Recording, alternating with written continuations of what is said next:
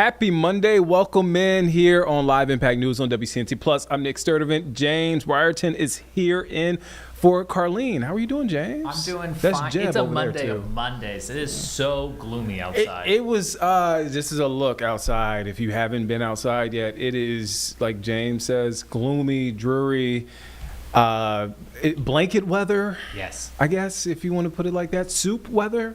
I mean, Chris on the morning show this morning, meteorologist Chris Mulcahy, was talking about how our high temperatures in the low 50s are like where our lows should be on average this time of year. So we should be here. We should be better than here. It's just we went from like a beautiful week to now it's just like ugh. Like wet leaves on the ground. It's just I really didn't want to do anything today, but I knew that we had a show to do, so I said, you know what, might as well show up to work and do the stream. So hopefully you guys are doing okay at home, at work, wherever you may be listening, watching. Again, thank you for watching us here on Live Impact News on WCNC Plus. Look, we are not meteorologists. James loves weather. I'm sure he could do the forecast, but instead of having James do the forecast, we have somebody else, a professional. Well, James, you are a professional. I play one on TV.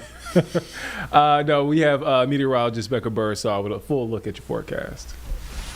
Well, all good things have to come to an end, but you know what? We only picked up a few hundredths of an inch for the October total of rainfall. So we desperately need rain, all of us under some sort of drought, and we will see it. Rounds of it beginning today all the way through early Thursday. Not only that, it's going to be chilly. High temperatures staying in the 50s, breezy conditions, gusts upwards of 30 miles per hour at times. Now, because the rain will be coming over several days, this is going to lead to minimal or minor street street flooding impacts, but you'll also want to be aware of just wet and slippery fall leaves. So this is what we've got for today. This begins an unsettled wet period as we go into your Tuesday, Wednesday, and portions of early Thursday as well. Highs staying in the lower to middle 50s, but this is not going to be a complete washout from start to finish. We will have breaks in between the rainfall. So here's our setup. It's called cold air damming. This is the classic setup. We've got high pressure system up to the north. This is driving in that shallow cool air that gets backed up against the Appalachian Mountains. And then we've got that warm moist air that goes aloft. That creates precipitation. And we're seeing all different kinds of it as we look on Doppler radar, some of which is more heavy at times. And that's exactly what we were seeing, especially southeast of Charlotte in the darker red, a little bit more moderate in the yellow, and in the green, just all light rain. So where we're seeing pockets embedded with this system of more moderate to heavy rain, now pushing over towards Ansonville, Wadesboro, extending into Rockingham, slowly pushing up to the east, and then across the greater Charlotte area, some more moderate bands of rain continue to fall over towards Concord, and then more light to scattered rainfall as we go a little bit up towards the high country. And it's the high country that actually has the chance to see the most accumulating rainfall, 2 to 3 inches of beneficial rainfall expected, but generally around 1 to 3 across the area. Again, this is much needed rainfall, but because, like I mentioned, this will be coming over a span of several days, that is why we will see likely just a low excessive rainfall impact. Minor street flooding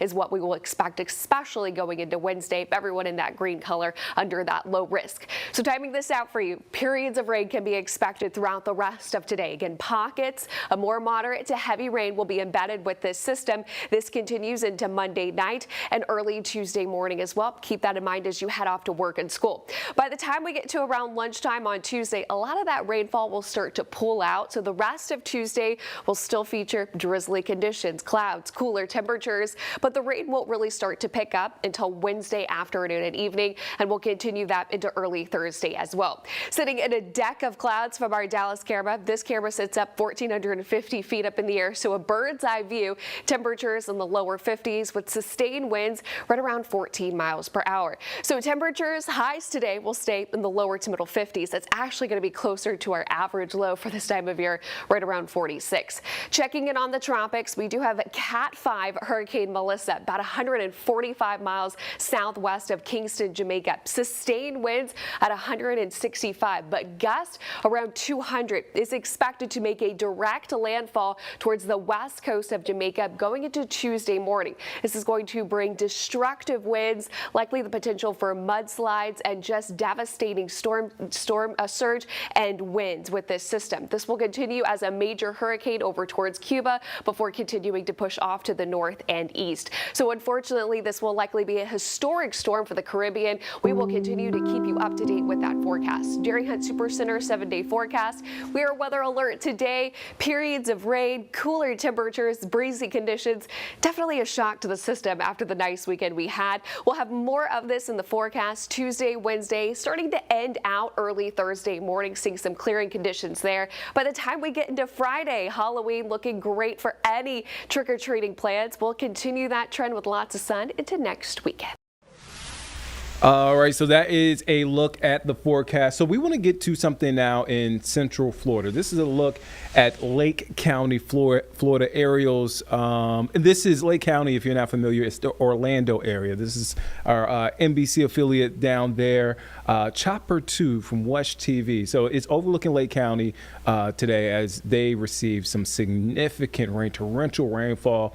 More than a foot of rain. I think you said, James, 19 inches? Yeah, so Watch TV there is reporting that something like 19 inches of rainfall, which is absolutely crazy amount of rain here in Florida. Mm-hmm. Not associated with Hurricane Melissa that we're going to talk about in a moment, more associated with the front that's moving through. And actually, here we go. The helicopter's zooming in on some of the flooding that is occurring here outside the greater Orlando area. And just before we came to these live shots, Nick, we saw where the ground was washed out, kind of like a sinkhole. Oh, wow. It just kind of eroded away in some of these backyards. It's just amazing to see the power of water with the rain and flooding and how much damage it can really cause. It can wash out roads, and obviously you see some of those homes underwater, cars underwater. So again, this is a live look over Lake County, Florida, in the Orlando area as they are recovering from that torrential rainfall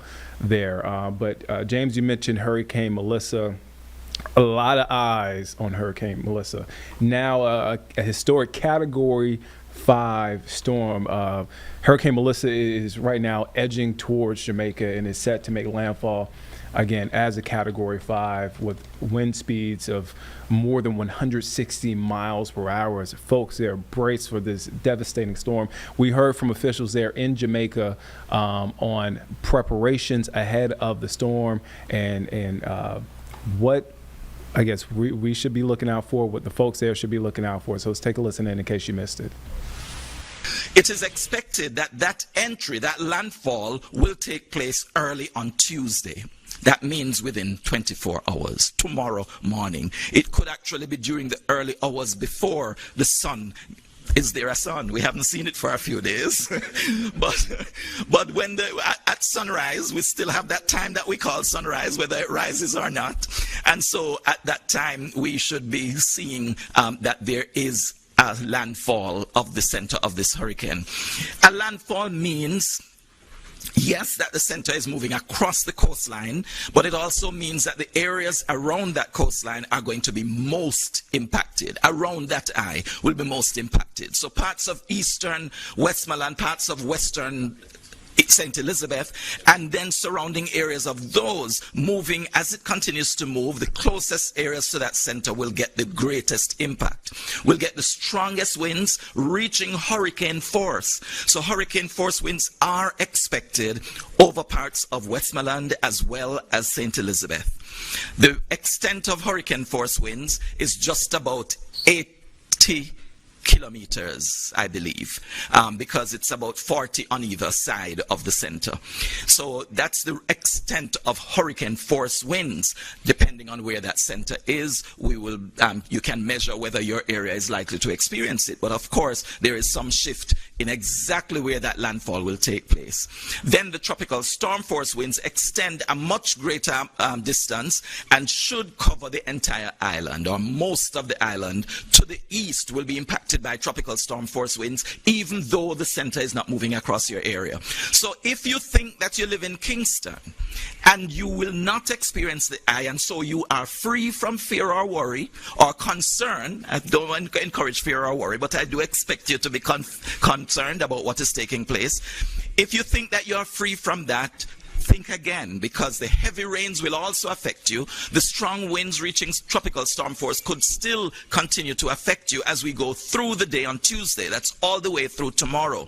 The exit of this system is likely to take place in the evening hours on Tuesday as well, so it's not expected to remain over the island until Wednesday, because there will be a slight increase in the wind speed, in the direction of in the speed of movement of the system. Right now it's still moving at only about 6 or 7 kilometers per hour, but it should pick up a little bit as it is moving across us, and so we expect only about 6 to 8 hours as it moves from the south coast to the north coast.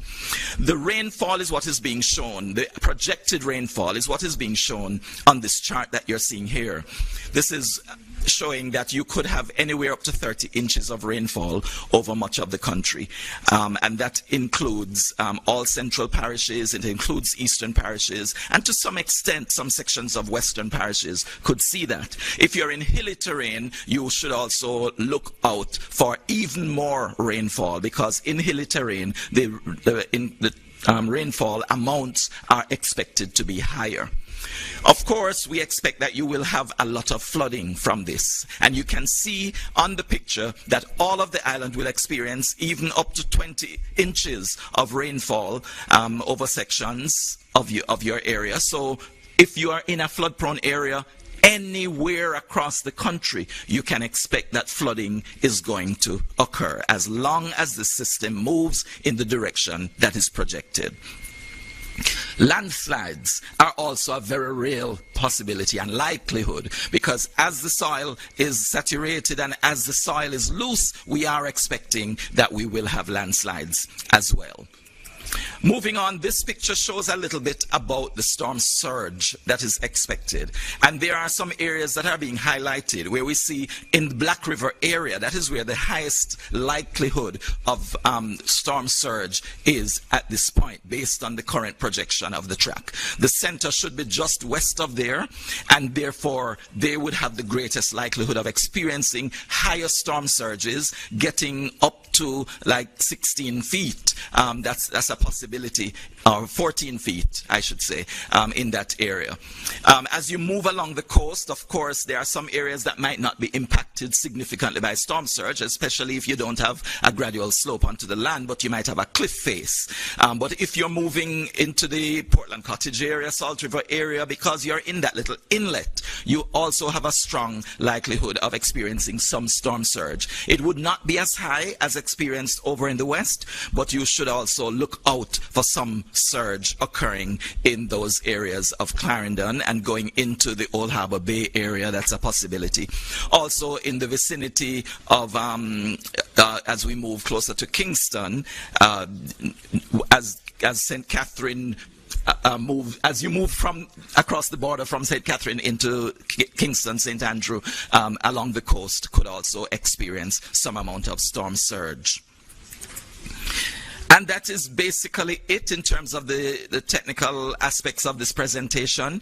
I just want to encourage all of us to have faith in this time, believe that we will get through it, and we will get through it together. Nobody is on their own. If you feel that you're on your own, reach out to somebody. And if you see somebody who is alone and who seems very depressed at this time, seems very anxious, please reach out and offer some words of assurance, because this is not the end. It's the end of my presentation, but it's not.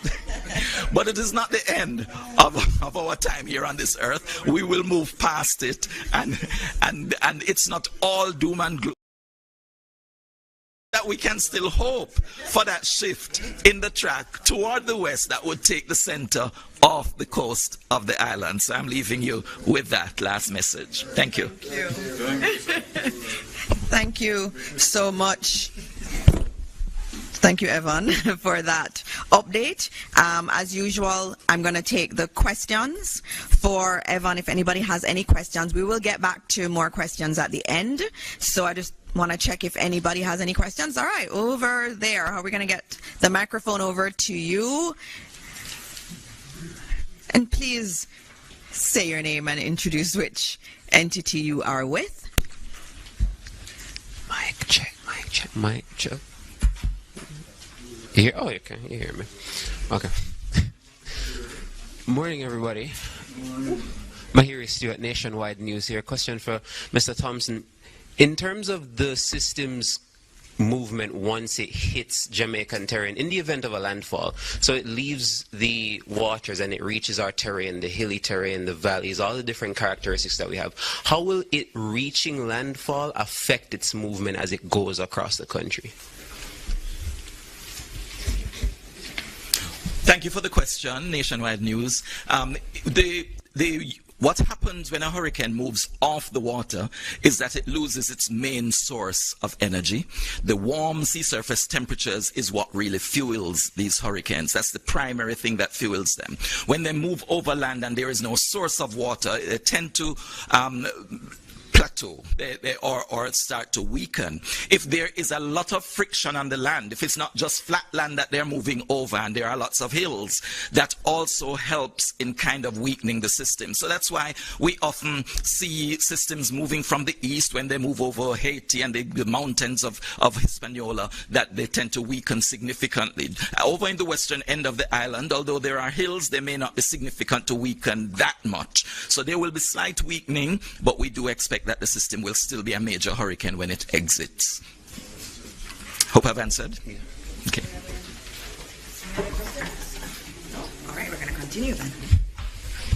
I'm not seeing any other questions as yet. And just to all of our students who are watching, you heard some concepts from your geography class, longitude and latitude. Your teachers weren't just teaching you things for teaching you sake. They actually have relevance. You heard Evan using them. And so I'm hoping parents, if you don't know what Evan was talking about, ask your students, your children. They should know. We teach it in school. So we're going to be moving on now after having heard that very sobering assessment from Evan Thompson about this Cat 5 hurricane that is coming towards Jamaica. It's projected to come to Jamaica and will come across the country and will exit Jamaica still as a major hurricane. We're going to now hear from Minister Matthew Samuda, our Minister of Water, Environment and Climate Change, for some additional updates.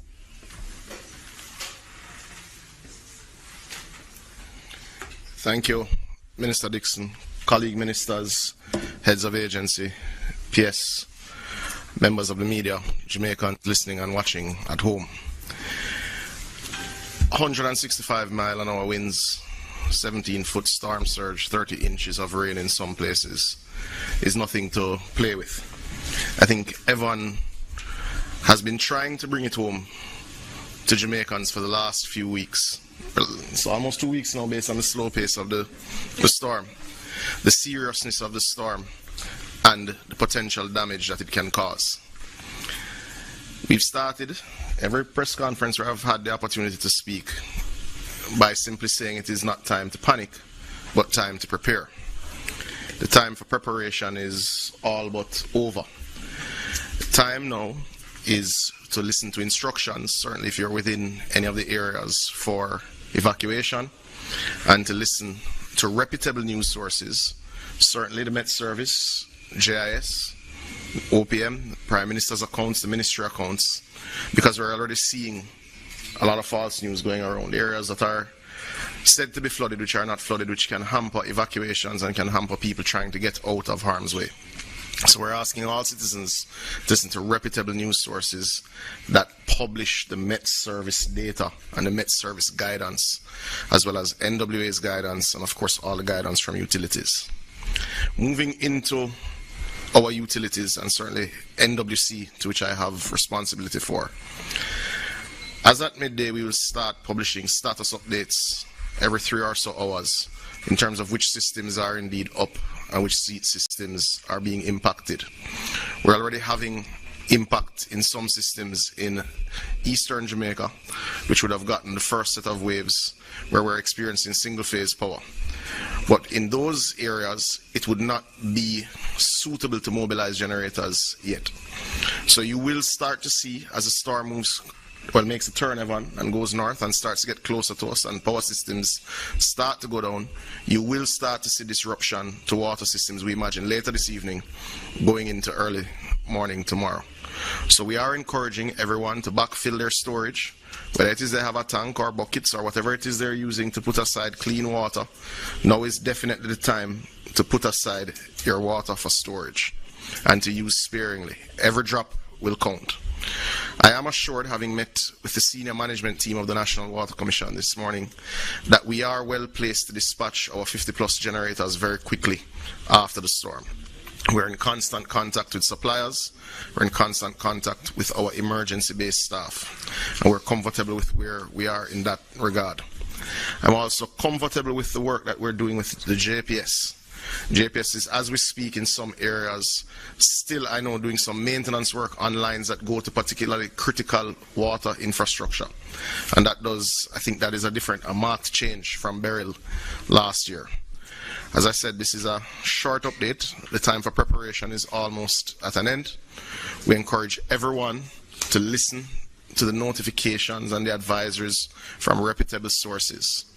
We will ask you, post the storm, to be patient as we get the Water Commission systems back up and running. But we do have things in place, we believe, to get to 80% of our customer base relatively quickly. Now, that getting to, as we've said before, does not mean uninterrupted supply. Generators need resting time. Generators do have to be refueled. We will have to monitor these systems very clearly, but it will be a significant improvement from what you would have experienced in Hurricane Beryl. Thank you very much.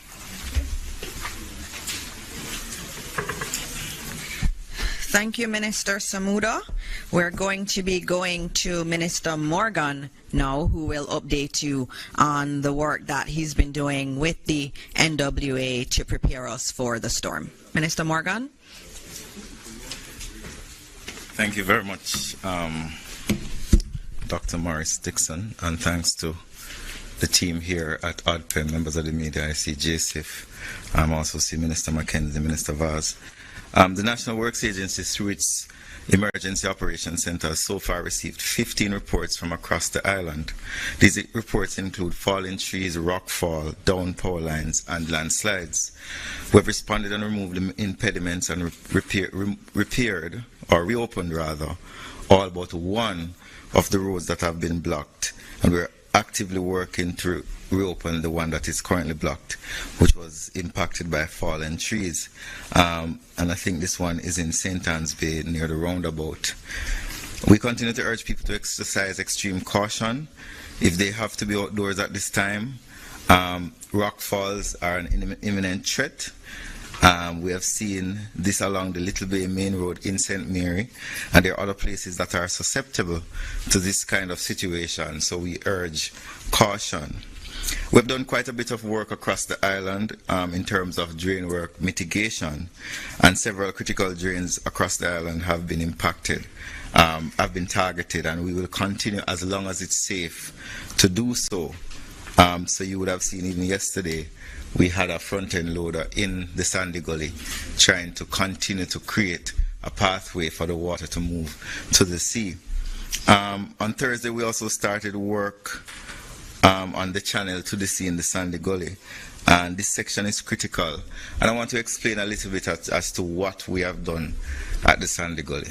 We were in the process of planning a massive rehabilitation of the gully, also a massive desilting program for early next year, but the hurricane did not acquiesce to our timing, and as such we had to move very quickly to the urgent work.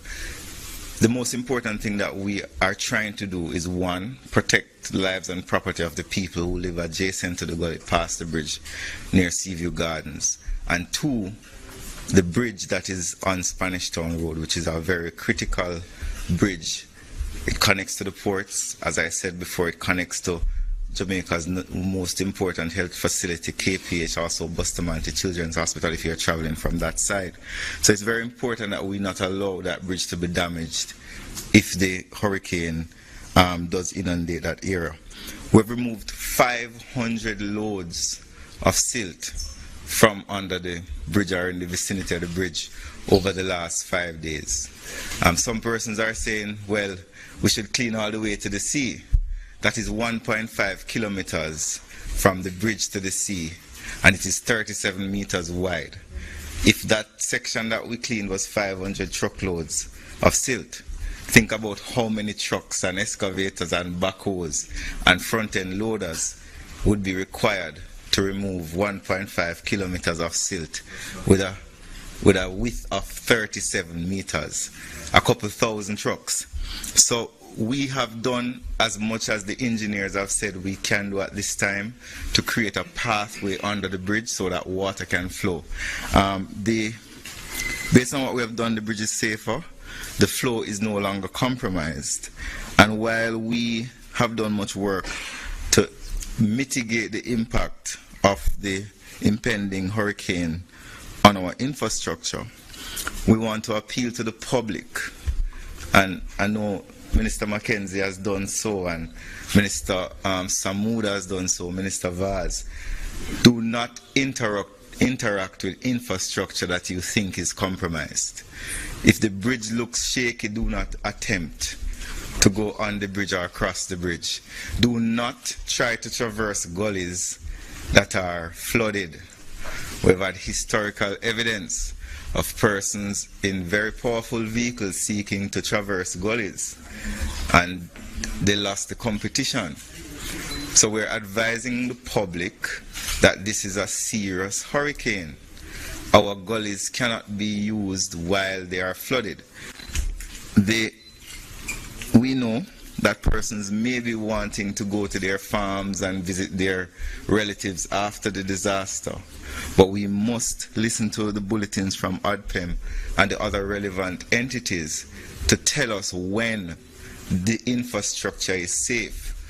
The National Works Agency will carry out a very quick assessment of infrastructure after the storm has passed and when it is safe for our teams to do so. Because you see a power line falling does not mean that the lines are dead. And sometimes our teams have to wait on the utility companies to tell us that these lines do not have electricity in them before we can clear the road. And those are some of the things that we have to do before we start clearing. But we'll be doing critical assessment of our important infrastructure, and we'll advise the public when this infrastructure is in a state that it can accommodate persons and traffic. So we are asking citizens to avoid using or approaching any road or bridge or structure that appears to be damaged, cracked, or unstable. And you can report such cases to our emergency center, and I will repeat the number. I will give you the number here: 658-213-2557. That's 658-213-2557 to see. All right, so that is a press conference from officials there in Jamaica as they prepare for a historic, potentially catastrophic storm, Hurricane Melissa, now a Category 5. Jamaica's Prime Minister Andrew Holness said security forces are in place to prevent any break-in law and order. So again, they are getting prepared for this massive storm. This is a look at the trajectory of that storm. James, I have one question before we go to break. Sure. Is there any storm that comes to mind that compares to what Melissa is shaping out to be? Well, one of the things I said to Chris this morning here on the stream was, metaphorically, when Helene came into the Carolinas, it made islands, isolated communities out of western North Carolina. Jamaica, in of itself, is a literal island that is already isolated from the rest of the world, and this storm's going to come in and further cut off logistics and relief that are going to have to try to come in after this historic storm to help these people get back on their feet. Oh, wow. Man, if you've been here in the Carolinas, you know the devastation that Hurricane Helene caused there in western North Carolina. So, again, we'll continue to have updates on Hurricane Melissa throughout the afternoon. But we're going to take a quick break. We'll be back here in just 2 minutes here on Live Impact News on WCNC Plus.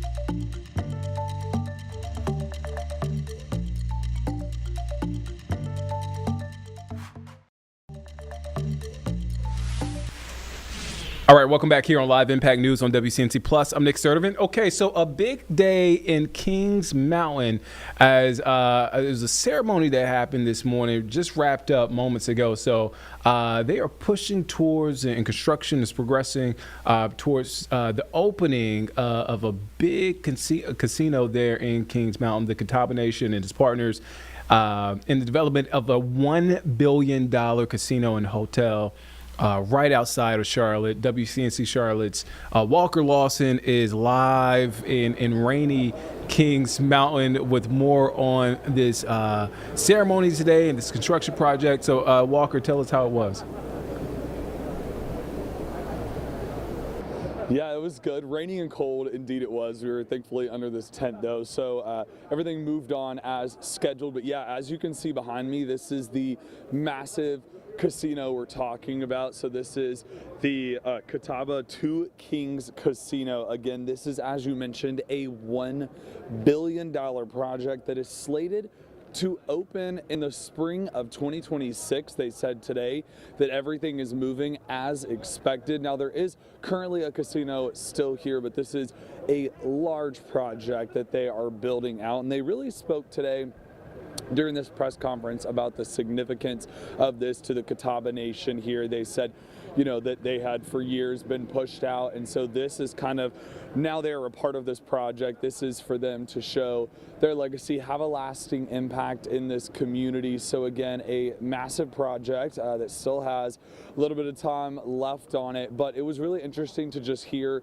from people in this community. Again, this is going to mean such a big deal for the Kings Mountain area. They're expected to employ over 2,000 people that are residents here, and people that are a part of the Catawba Nation as well. But we're talking economic impact. Obviously, a lot of people go out to Asheville to go out and travel and to go to casinos and stuff. So again, this is a big deal. You know, you're only about 45 minutes away from Charlotte. A lot of road work has happened out here where they've made a bridge that is able to expand to get more travelers out here. So people in Kings Mountain as well out here, again, excited for a project like this to happen.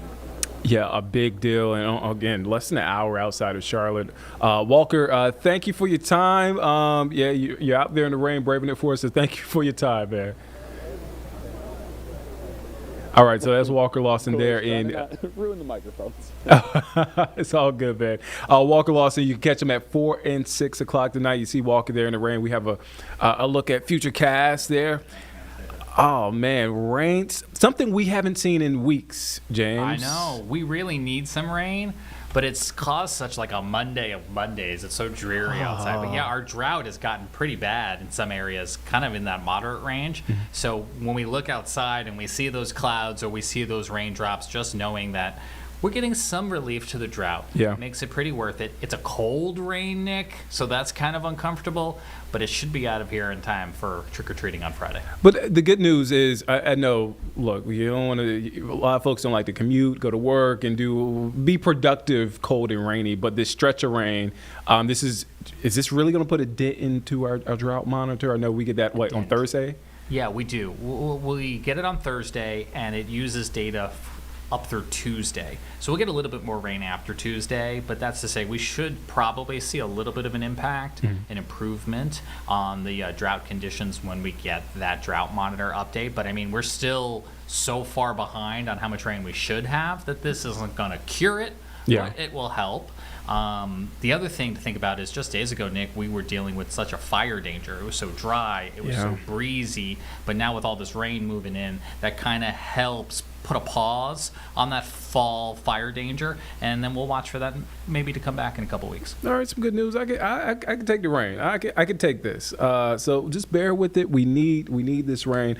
So okay, let's go back to Gaston County. So we were just heard an update from Walker Lawson on the Two Kings Casino. It's going to be a big deal there. A ceremony celebrating the progress in that construction. So Walker talked about that ceremony. So we want to take you there in case you missed it. Let's take a listen in.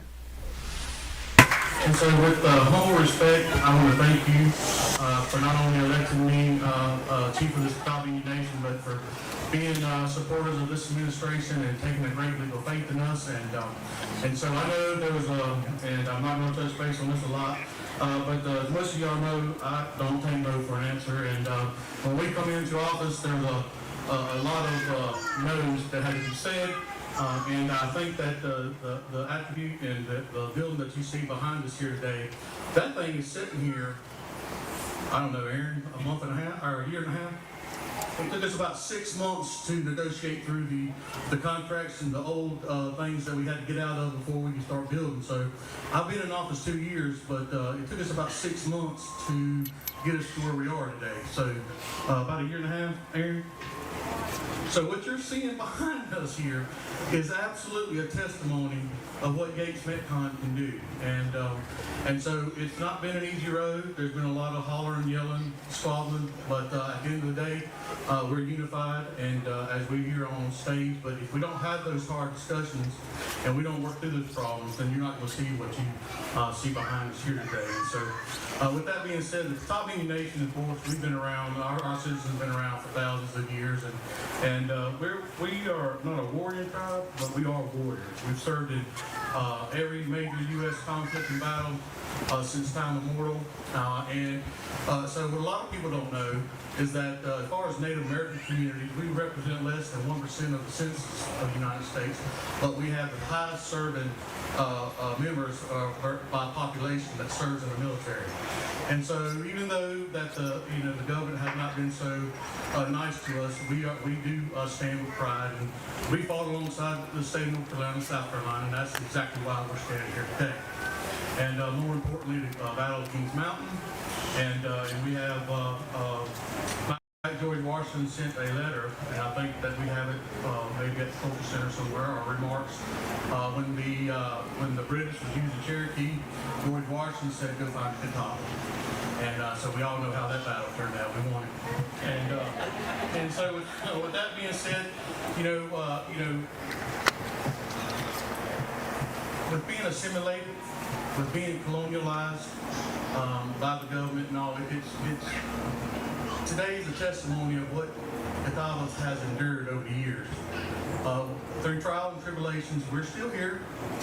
We're still a people, and as you noticed with our royalty today, we do run strong and we do run proud. So with that being said, I want to take today to make sure that all of us know here that today we stand beneath this steel and this rain sky today, but we are witnessing something far greater than a construction process. We are witnessing a moment in our people's history. This final beam, which we've all signed, and hopefully, if you're Catawba and you have not signed that beam will not be raised until you sign it. So please make sure you go sign it. It's right out there. And so with that being said, this final beam you see here before us represent not just the completion of a structure, but the rise of a nation. And I say that because people think, well, Federal Tribe gets handouts and they get money. No, we don't. We get the trust and treaty of responsibility of the United States government are in what they call 638 grants, and they're a few $1 million a year, but they're nothing compared to what is going on here today. And out of those federal dollars, it's not ironic, it's very specific that you don't get money for culture and you don't get money for your heritage and your language. We have to find ways to make sure that our culture stays and our language stays. Because you see, if you don't have a culture, you don't have a language, and you don't have people, guess what? You don't have a tribal government. And that's what this represents here behind us today. So now the Catawba Indian Nation only has revenue and extra means to keep these programs going at our cultural center that are so vital, to get our people engaged, to keep our heritage going, to keep our song and our dance, as you've heard here today, to keep our ribbon skirt making and our beads and our jewelry all going. So that's what represents us, and that is what being built behind here today is going to help the Catawba Nation proceed for generations. All right, so that is a press conference from Kings Mountain on the Two Kings Casino that is set to open next spring. We are going to take a step aside and take a 2-minute break. We'll be back here in just 2 minutes here on Live Impact News on WCNC Plus.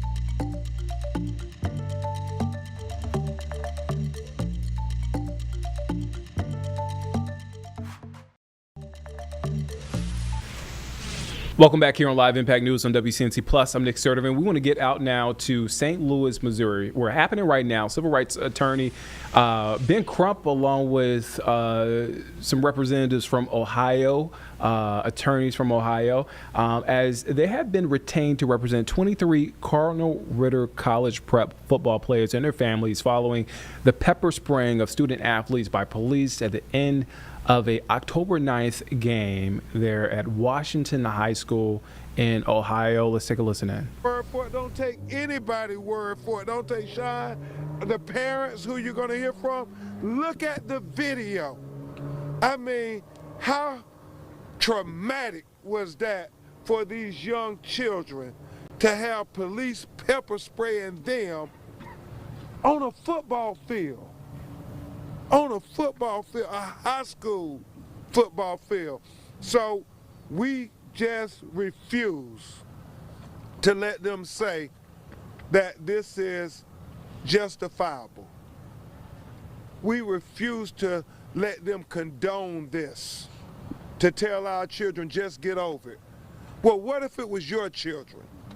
Would you want your children just to get over it and say, this is how things are going to be in your life? We know far too often, representing far too many young black people, especially young black boys and men, that when the police use excessive force, don't tell us that it won't become fatal if we don't speak truth to power and say this is not allowed. And so these lions of Cardinal Ritter are going to know that they have every right to expect the police to be professional and use de-escalation and use civility. I just don't even know what these parents are saying to these young men on the Lions football team when children ask questions, as they often do, about mama, daddy. What did we do wrong? Why did they pepper spray us? Why didn't they pepper spray the other guys who were pushing us too? Why is this fair? And the final thing I will say is what happened to coaches and administrations of the school handling situations with children on the football field? Why did the police have to come and over-police this matter against the predominantly black football team? I've heard from a lot of the civil rights leaders and people in this community in St. Louis saying this is racial profiling 101 in high school football that we get to see with our own eyes. And we will get justice for these mighty lions. These young people will know that they don't have to expect pepper spray when they deserve protection. And with that, we're going to have Attorney Sean Walton speak to you, and the lawyers are going to talk, and then the parents, and then we'll take your questions. Attorney Walton. Thank you all for being here today. My name is Sean Walton of Walton & Brown in Columbus, Ohio, and I stand here representing the state of Ohio and the good people of Ohio to say that this is not how we operate. We apologize to those who have experienced this family, these families, these students. And once I got a phone call about what happened, I checked out the video, and I was astonished to see these officers of the law using force against children for no reason at all. And also to see those students targeted by those officers, and to see the fear that was placed upon them in that moment. And so we began investigating, and we discovered that Massillon has a bit of a history of racial incidents, and unfortunately these students were subjected to that. And so our job is to make sure that these students understand that they're not standing alone, that they have the protection of the law, as they should have had that night after their win. They were not able to celebrate. They had to go back in tears and facing terror. And learning more and more about what the students encountered, hearing those stories one by one, hearing the ongoing physical and emotional trauma that was suffered, is just unacceptable. And so here we are today, standing as a team, standing as a strong unit on behalf of the students of Cardinal Ritter, and we are going to get justice. We're going to get accountability. We're going to make sure that this is not something that is viewed as acceptable, but that this culture is not tolerated in this country. And so this is a flashpoint in our country's history right now, where we have to come together, because these are children. Children did not ask to be placed in this situation where they are here and they are subjected to this national news story, but the ongoing and the lasting story will be how we all came together as a community to fight for justice and to fight for these victims. Thank you, and I'll bring up next Robert Gresham. Good afternoon. Thank you for coming out. As Attorney Walton indicated, this isn't a one-time or a one-off at this particular high school. Massillon, Washington, if it were a one-time overreaction, that would be bad enough. But unfortunately, this is a cultural issue. Over a year ago, this same high school had an issue where there was what they called horseplay in the locker room. Effectively, it was hazing, where the athletes were forced to strip and they were recorded. Prosecutor investigated that case and determined it just to be inexcusable, but no criminal charges were found. That type of leniency leads to a culture of violence. It leads to this type of culture that results in a case where children are treated with chemical reaction like they were in this case. That's unacceptable. And we're not going to allow that to happen in this case. As you look at this high school has a 46-year legacy of faith, a 46-year of academic excellence, and a 46-year culture that they're not going to allow to be diminished. And we're not going to allow that to be diminished. So we're going to hold Massillon, Washington accountable. Since the prosecutor a year ago couldn't do that, we're going to hold the police accountable, which is what we do in all these cases. And we're not going to allow this to continue, because these were children, and these parents sent their children to Massillon, Ohio, so they could play the sport that they love, where they thought they would be safe. But in reality, they were under threat. They were treated with violence, and they were changed forever. So we're not going to allow that to continue. Enough of the silence, enough of the injustice, and enough of the unethical behavior that was perpetuated on these kids. So at this time, I'm going to allow Anthony Pearson to come up and make some more comments. Good afternoon. Thank you all for being here. I want to echo what the attorneys have said. But let's call this what it is. It's police violence. This is police violence against our children in our community. And that's unacceptable. I mean, this is a parent's worst nightmare. You send your kids off for an athletic event, for a sporting event in another state, and they get a horrific phone call where they're hours away, and they can feel only helplessness, that their kids are crying. And to make matters worse, the abuse didn't come just from the other team. The abuse came from law enforcement, police officers who are supposed to protect our children, to make sure that they are safe, especially children coming from a different community, a different state. This is unacceptable.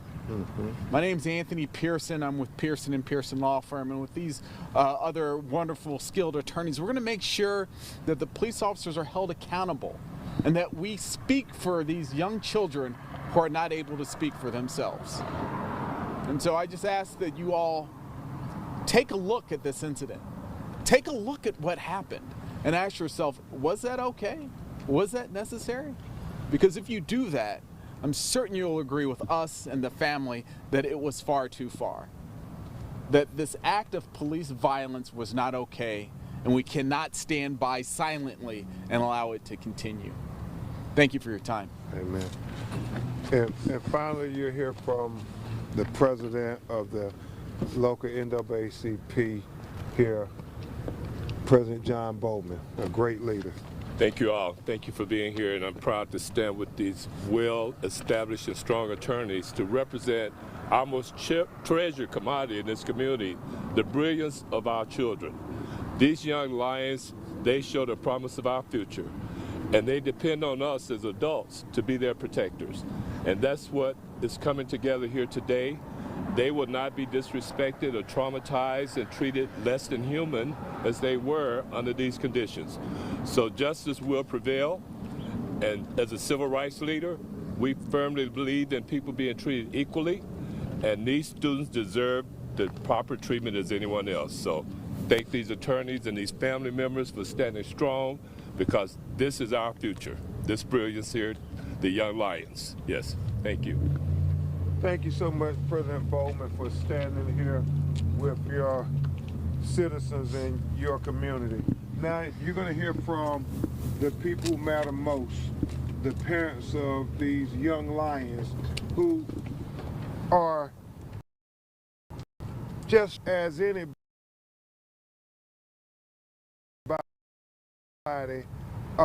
but one thing we do know, as all these great lawyers said, we're going to get justice for the young lions. We're going to get justice for the young lions. Why didn't they pepper spray the other team? Why was it only focused on their children? How would you feel if the police, as Attorney Nelson said, inflicted police violence on your children, using chemical agents on your children? Well, however you would feel, they too have the same feelings. They love their children just as much as you love your children. And with that, we're going to hear from Ashley and Anise and Andre and Joanna. So, Ashley.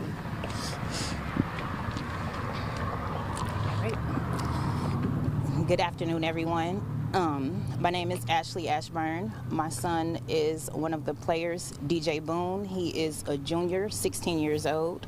And I just want to say that the families, we are still facing challenges today regarding this incident.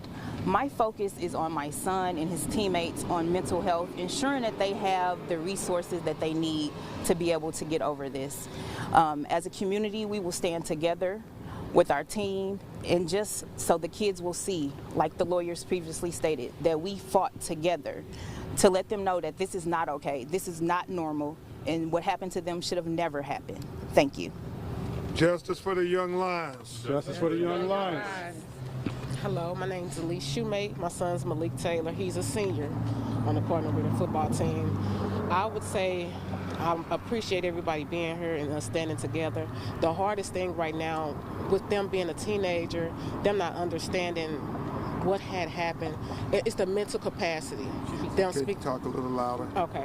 The mental capacity, them having to speak with someone about their mental stability after this type of experience when they know they have done nothing wrong. So just the ongoing of them having to talk to therapists and make sure that they can go through life normally after something is done with this. When you've committed no type of crime, we just went out here to play football. So the ongoing thing is still a thing, and I just want justice for our boys because this is a longer process than one would know. And that's such an important point she made, Attorney Walton. When you look at that video, most of these children were completely innocent. I think all of them were, but some of them didn't even know what was going on. They didn't push anybody. They just knew the crowd was moving. And then the next thing you know, you got the police pepper spraying them. I mean, look at the video. Andre. Good afternoon. My name is Andre Main. My son, AJ, is a senior. He's on the National Honor Society, and he's been playing sports his whole life. We weren't able to be there in attendance, so we purchased a link. We purchased a link to view the game online, and everything looked normal to us. The game, we played sports. Everything that was happening at the moment looked normal. Shaking hands, congratulating, and moving on. But that, towards the end, that's not what happened. Seeing my son there, unable to protect himself, and me not being able to protect him.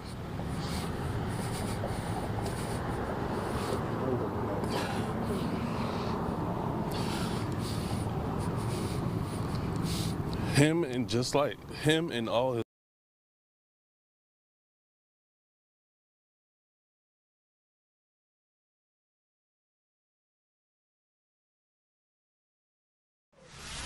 Right, so that is a press conference happening right now in St. Louis, Missouri. So we are going to take a step aside and we're going to take a quick break. We'll be back here in just 2 minutes here on Live Impact News on WCNC Plus.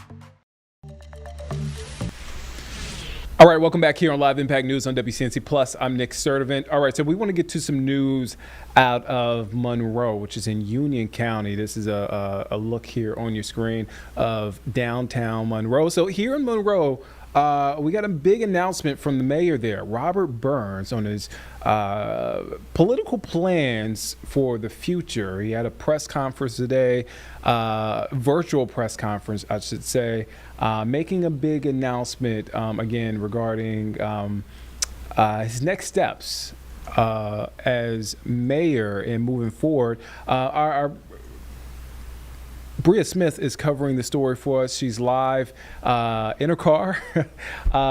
Bria, you were listening in on that press conference. What were your takeaways, and what was that big announcement? Yeah, so I actually had the chance to even speak with Mayor Burns one-on-one and David Dotson, who is a city council member. And that announcement was that he will not be rerunning for mayor in his next term. So he will finish out and carry out his term all the way till the end of 2026 and continue to do some of the work that he's already started as mayor. But he did endorse David Dotson, again, like I mentioned, him being a city council member. He's a former police officer with the city as well, and a former Marine. So really all of, Mayor Burns' support going to David Dotson. He says that, his timing with this announcement is kind of on time, and hoping that it'll give people the chance to get to know Dotson before, or rather ahead of the elections. Bria, did he give any sort of in-depth answer on what its plans are for the future?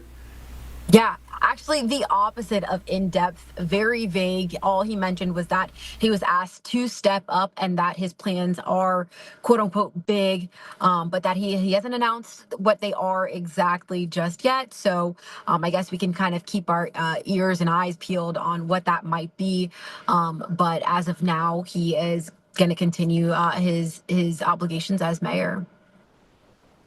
Bria, one final follow-up. Did he? I know he was very vague with that. Did he give a timeline of when he may announce what his future plans are? No timeline at all. It was pretty much just, he was asked to step up after time and thinking and prayer is what he mentioned with his family. He just thought that this would be the best decision. And so I'm assuming it could, I don't know when it might come. It could come, before the end of his term or just thereafter. But yeah, pretty vague, but big plans. And this comes after he was at the center of controversy that we have covered here on Live Impact News. All right, Bria, thank you for your time. You can catch Bria at 4 and 5 with more on this story. As I mentioned, and as Bria mentioned as well, his press conference happened virtually. That press conference was on X, if I'm correct. Yeah. So, in case you missed it, here is that press conference, that big announcement from Mayor Burns. Let's take a listen in. Thank you all for coming today. I wanted to let everyone know how impacted I was by the assassination of Charlie Kirk. I have been changed. I'm sure you have as well. There is a stirring in my soul to turn my fight for Monroe to a bigger stage. So, without further ado, I will not be running for re-election for mayor. This was a hard decision because I was geared up and excited to run and plan to be a long-term serving mayor. After much prayer with my wife, we came to a decision to change direction. I feel excited about the work that I have done so far. There is so much more, though, to be done while I'm still mayor. I also feel excited about the next mayor of Monroe, Councilman David Dotson, who will be running to take the baton. I fully support Thank you. I fully support David Dotson for the next mayor of Monroe.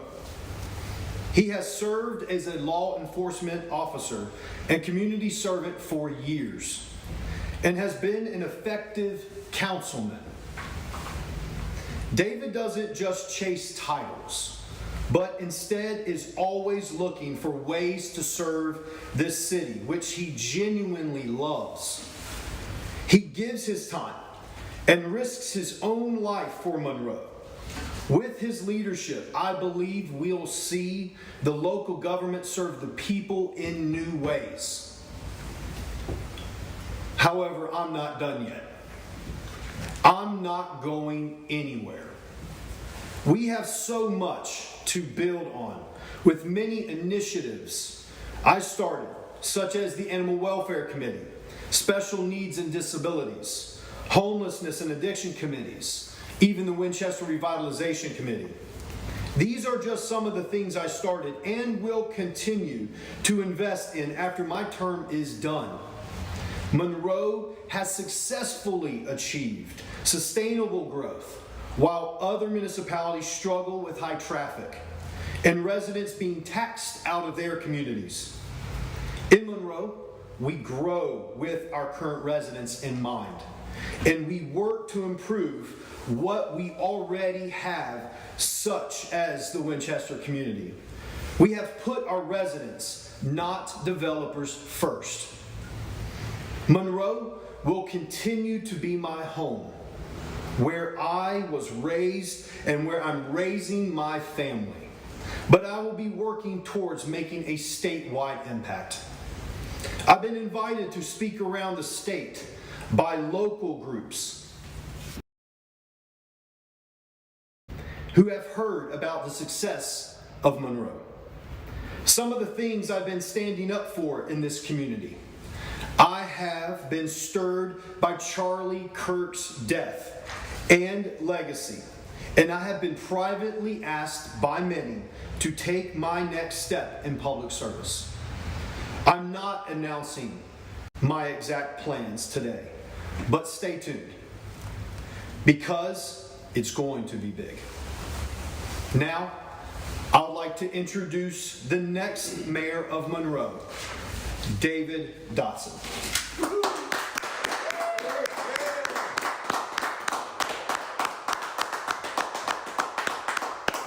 Good morning, folks.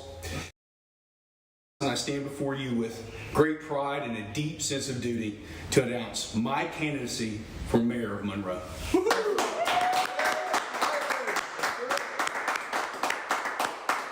First, I want to thank Mayor Robert Burns for his dedicated service to our city. He has worked hard for Monroe, and I'm honored to have his support as I take this next step. While our approaches may differ slightly, our goals have always been the same. Make Monroe a place where all citizens can thrive and make it a city of opportunity. For those who may not know me, I'm a husband, a father, a Christian, and a conservative Republican. Those aren't just titles to me. They're the values that guide how I live, how I lead, and how I serve. I'm also a Marine Corps veteran with over 25 years of law enforcement experience. Those experiences have taught me the true meaning of service before self, and that leadership is not about titles, it's about service. I show up every day ready to work for the citizens. I give them an honest day's work and stay focused on results because I work for the people of Monroe. Some of you may know me from my work opposing the explosive growth of high-density residential development here in Monroe. Through that effort, I've served on the Planning Board, the Airport Commission, and most recently the City Council. I've built a reputation for doing my homework, asking tough questions, and making decisions based on facts. I researched our development ordinances and pushed for ways to amend them to require both public input on every residential project while reducing the density of those future developments. The homes that are being built today are not homes that I voted on as a city council member. I've also pushed for responsible spending and voted against the latest budget that raised your property taxes. I fought for greater transparency in city government. Most recently, I proposed to City Council public disclosure of conflicts of interest, as well as a yearly financial disclosure statement filled out by each city council member. My belief in family is important, and it's the foundation of who I am. That's why I brought forward attendance regulations for our city-owned venues to make them safe, family-friendly spaces for our community. As mayor, I'll continue to focus on the same priorities that I have championed as your councilman: strong public safety, responsible growth, and transparent government, and policies that protect hard-working families who make Monroe such a great place to live. I believe in this city. I believe there's a bright future ahead of us. We've made great progress, but the best is yet to come. Thank you, and I look forward to earning your support to become the next mayor of Monroe.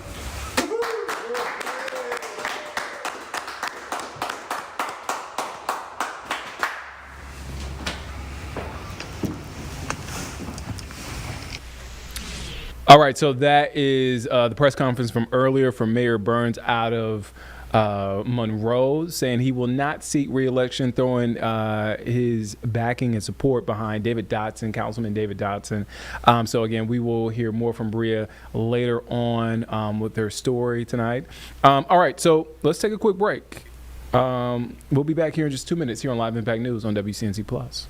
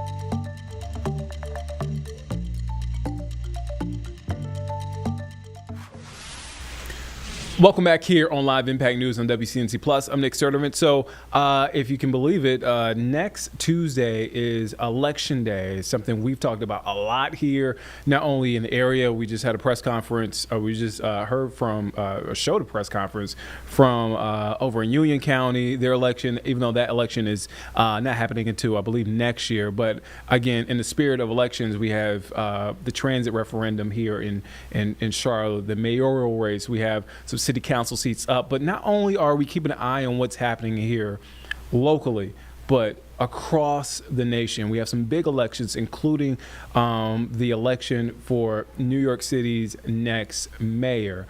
So right now, polling, and this is according to NBC News, polling has consistently shown Zohran Mamdani, who is 34 years old, Democrat, with a 10 to 20-point advantage over independent Andrew Cuomo in a three-way general election. So that's happening. Cuomo recently got an endorsement from current New York Mayor Eric Adams, who dropped out last month. And so, again, it has been a fiery campaign on both ends. There was a debate last week. Speaking of Mamdani, he held a rally yesterday with AOC and Bernie Sanders. Also throwing their support. Hakeem Jeffries, House Minority Leader, is throwing his support Mamdani's way. And so we heard from Mamdani earlier today. Let's take a listen into what he had to say. Full implementation of curricula like Hidden Voices that celebrates the breadth and the beauty of Jewish life in the history of this city.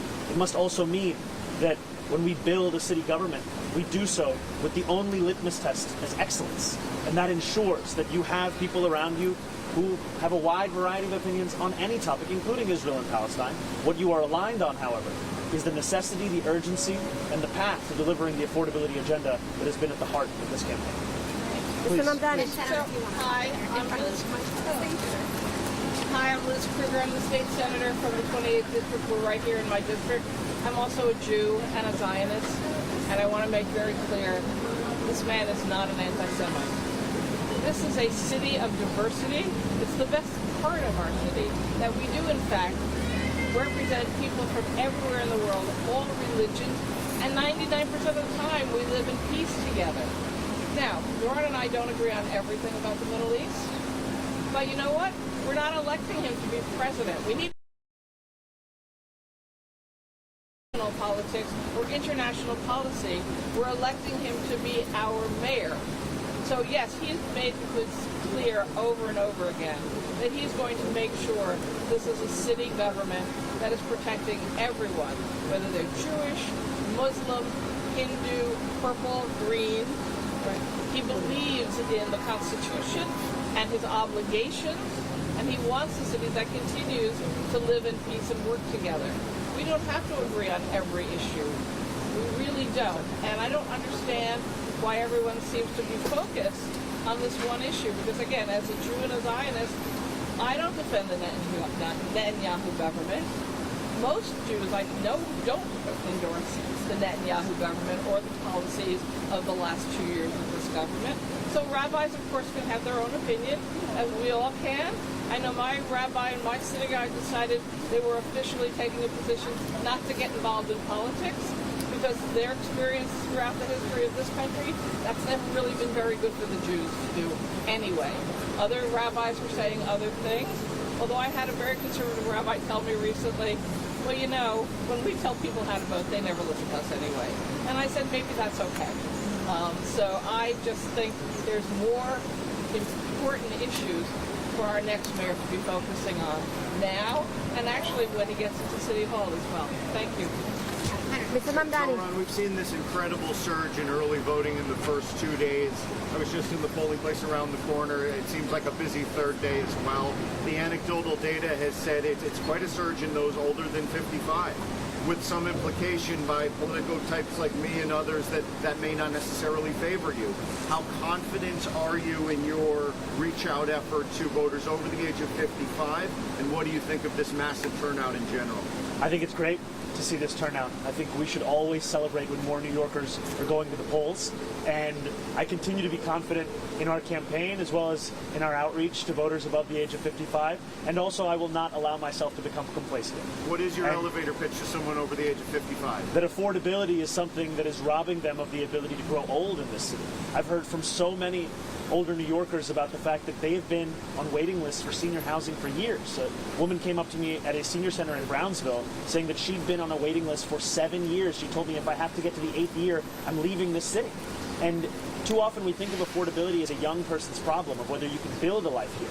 But there are so many who are asking themselves whether they can keep a life here. And that is the senior who's in a rent-stabilized apartment who's been seeing year after year of rent hikes. It's the senior who's having to ask themselves whether or not they can afford groceries or whether they have to buy their medicine.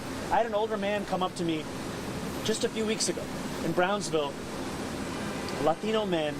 He came up to me, he told me in Spanish, I had a friend there who was translating, that he was so excited to see a mayoral candidate on his corner, and that the one thing he needed help with was being able to afford his diabetes medication. because he wasn't able to do so anymore. He was starting to lose mobility in parts of his body. This is what so many seniors are facing in this city. This is why we continue to make the case that this is the campaign for them. It's the one that will make this city one that's more affordable.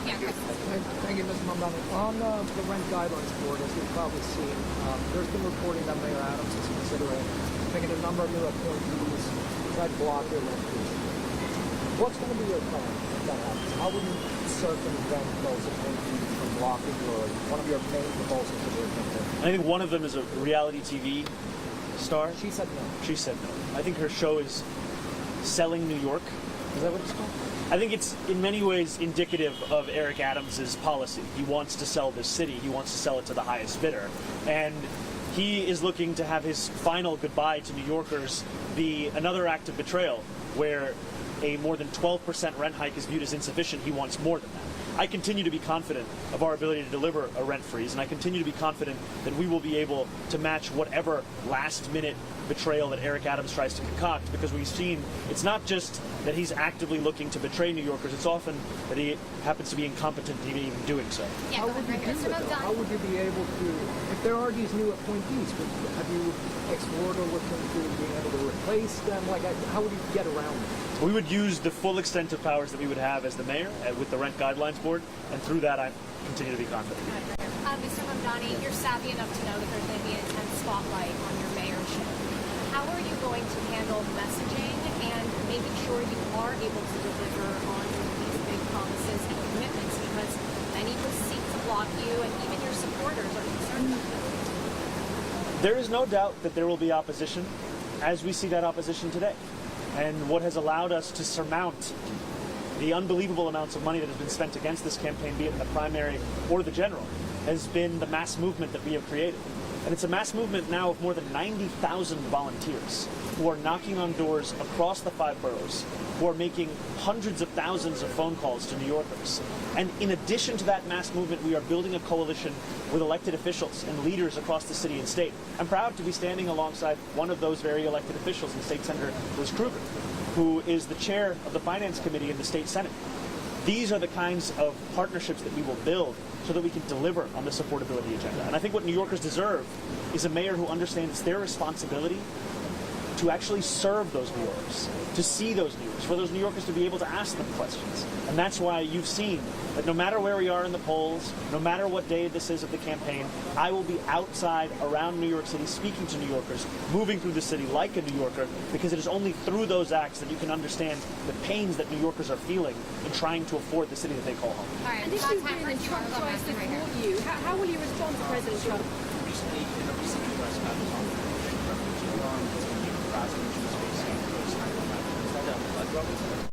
Yes, I was speaking about my aunt. I was speaking about Zehra Fouhy, my father's cousin, who sadly passed away a few years ago. And for the takeaway from my more than 10-minute address about Islamophobia in this race and in this city to be the question of my aunt tells you everything about Andrew Cuomo and his inability to reckon with a crisis of his own making. What do you think about all that? There was a huge turnout there yesterday, whether people liked it or not. You had a lot of energy there. Some people we talked to said that they thought it was the most energy they've seen in the Democratic Party in a long time. You, AOC, Bernie, is that the future of the Democratic Party, would you say to voters?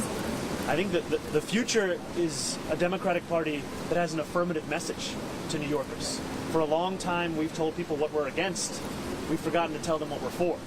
And yesterday, it was reminding New Yorkers, alongside the governor, alongside the majority leader, alongside the speaker, not only is New York not for sale, but we're fighting for a city that every single New Yorker can afford.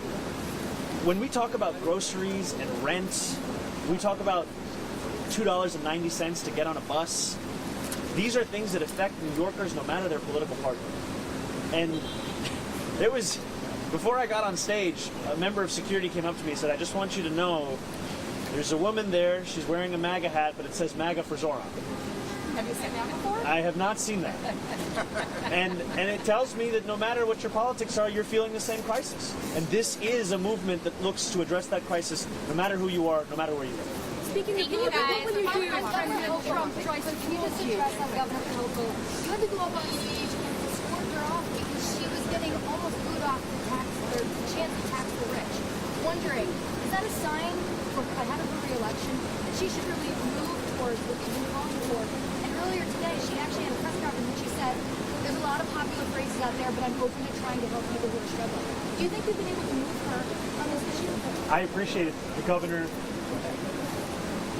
speaking at yesterday's rally. I appreciated her remarks. I appreciated her support for universal child care, which is something that's been a long-standing priority for her.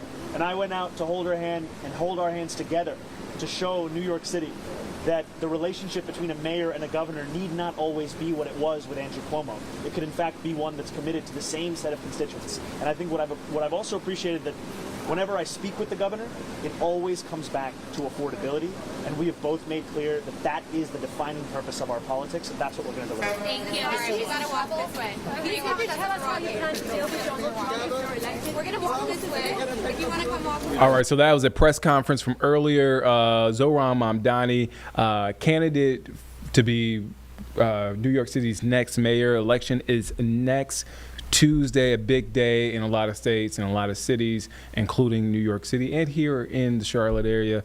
We're going to take a quick break on this rainy jury Saturday here in the Charlotte area. We'll be back in here in just 2 minutes here on Live Impact News on WCNC Plus.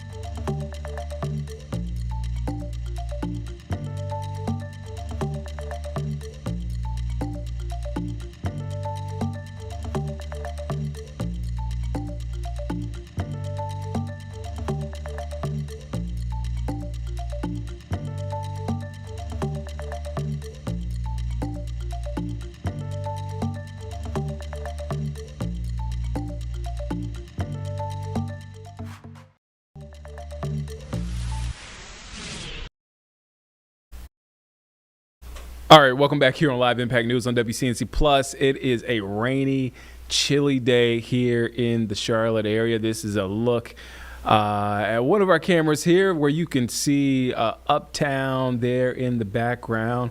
And we notice a car stuck on the side of the road there.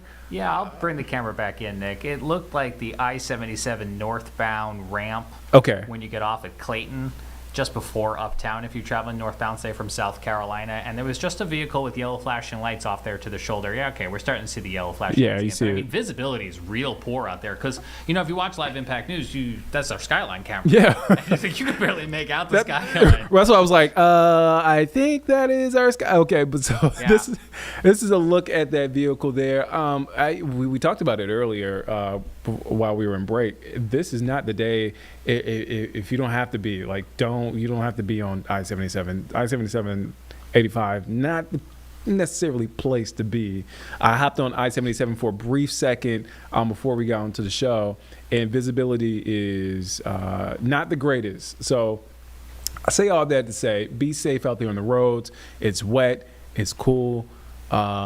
We just got a report, Nick. Yeah, go ahead. Of maybe a traffic collision. 2 of 5 lanes closed on US 74, just as it kind of crosses the county line from Union to Mecklenburg County. So if you're coming northbound or you're going inbound to Charlotte from Union County, from the city of Monroe, 2 of 5 lanes closed. This is right where the Monroe bypass meets up with 74. So you kind of have this little bottleneck between the Monroe bypass and Interstate 485. That's where we've got 2 of 5 lanes closed, and we can kind of see on a traffic camera right now that traffic is obviously backed up because of that. Yeah, so be on the lookout for that and just be safe out there on the roads. Let's check in.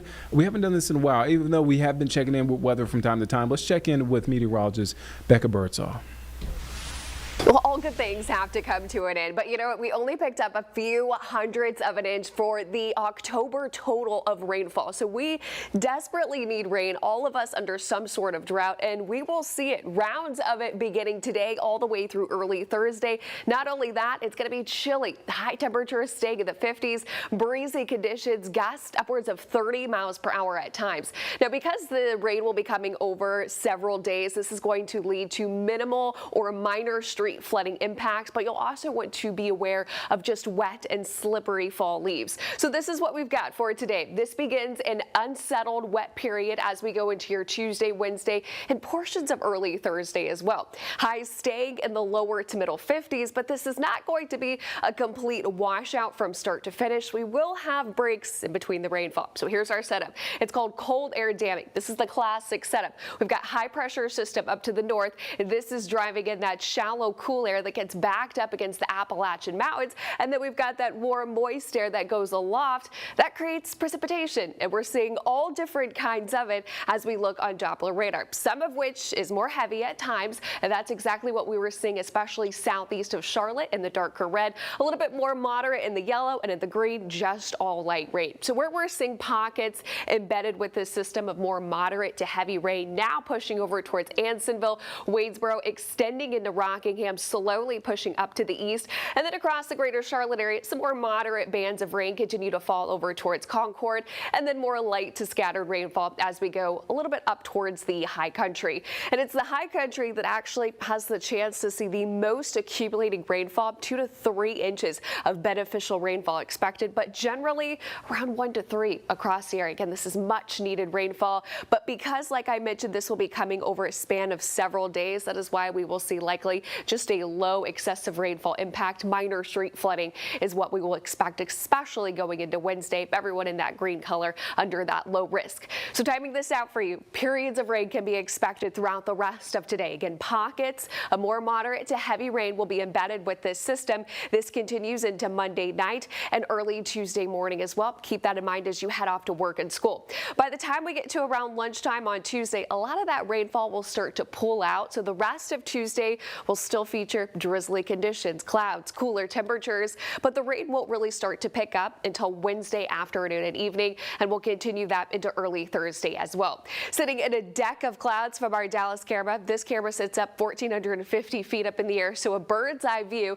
temperatures in the lower 50s with sustained winds right around 14 miles per hour. So temperatures, highs today will stay in the lower to middle 50s. That's actually going to be closer to our average low for this time of year, right around 46. Checking in on the tropics, we do have Cat 5 Hurricane Melissa, about 145 miles southwest of Kingston, Jamaica. Sustained winds at 165, but gusts around 200 is expected to make a direct landfall towards the west coast of Jamaica going into Tuesday morning. This is going to bring destructive winds, likely the potential for mudslides and just devastating storm surge and winds with this system. This will continue as a major hurricane over towards Cuba before continuing to push off to the north and east. So unfortunately, this will likely be a historic storm for the Caribbean. We will continue to keep you up to date with that forecast. Jerry Hunt Supercenter 7-day forecast. We are weather alert today. Periods of rain, cooler temperatures, breezy conditions. Definitely a shock to the system after the nice weekend we had. We'll have more of this in the forecast Tuesday, Wednesday, starting to end out early Thursday morning, seeing some clearing conditions there. By the time we get into Friday, Halloween looking great for any trick-or-treating plans. We'll continue that trend with lots of sun into next weekend. All right, so that is a look at your forecast. So let's shift gears now. Let's talk about the government shutdown. We are in day 27 of the federal government shutdown. And today we heard from Minnesota Governor Tim Walz, who tagged $4 million in emergency funds for food shelves. So this is a one-time funding that is meant to help fill the gap as thousands of Minnesotans risk losing federal food aid if this government shutdown continues. So let's take you there in case you missed that press conference from earlier. All right, good morning, everyone. Welcome, Extra Mobile Phone.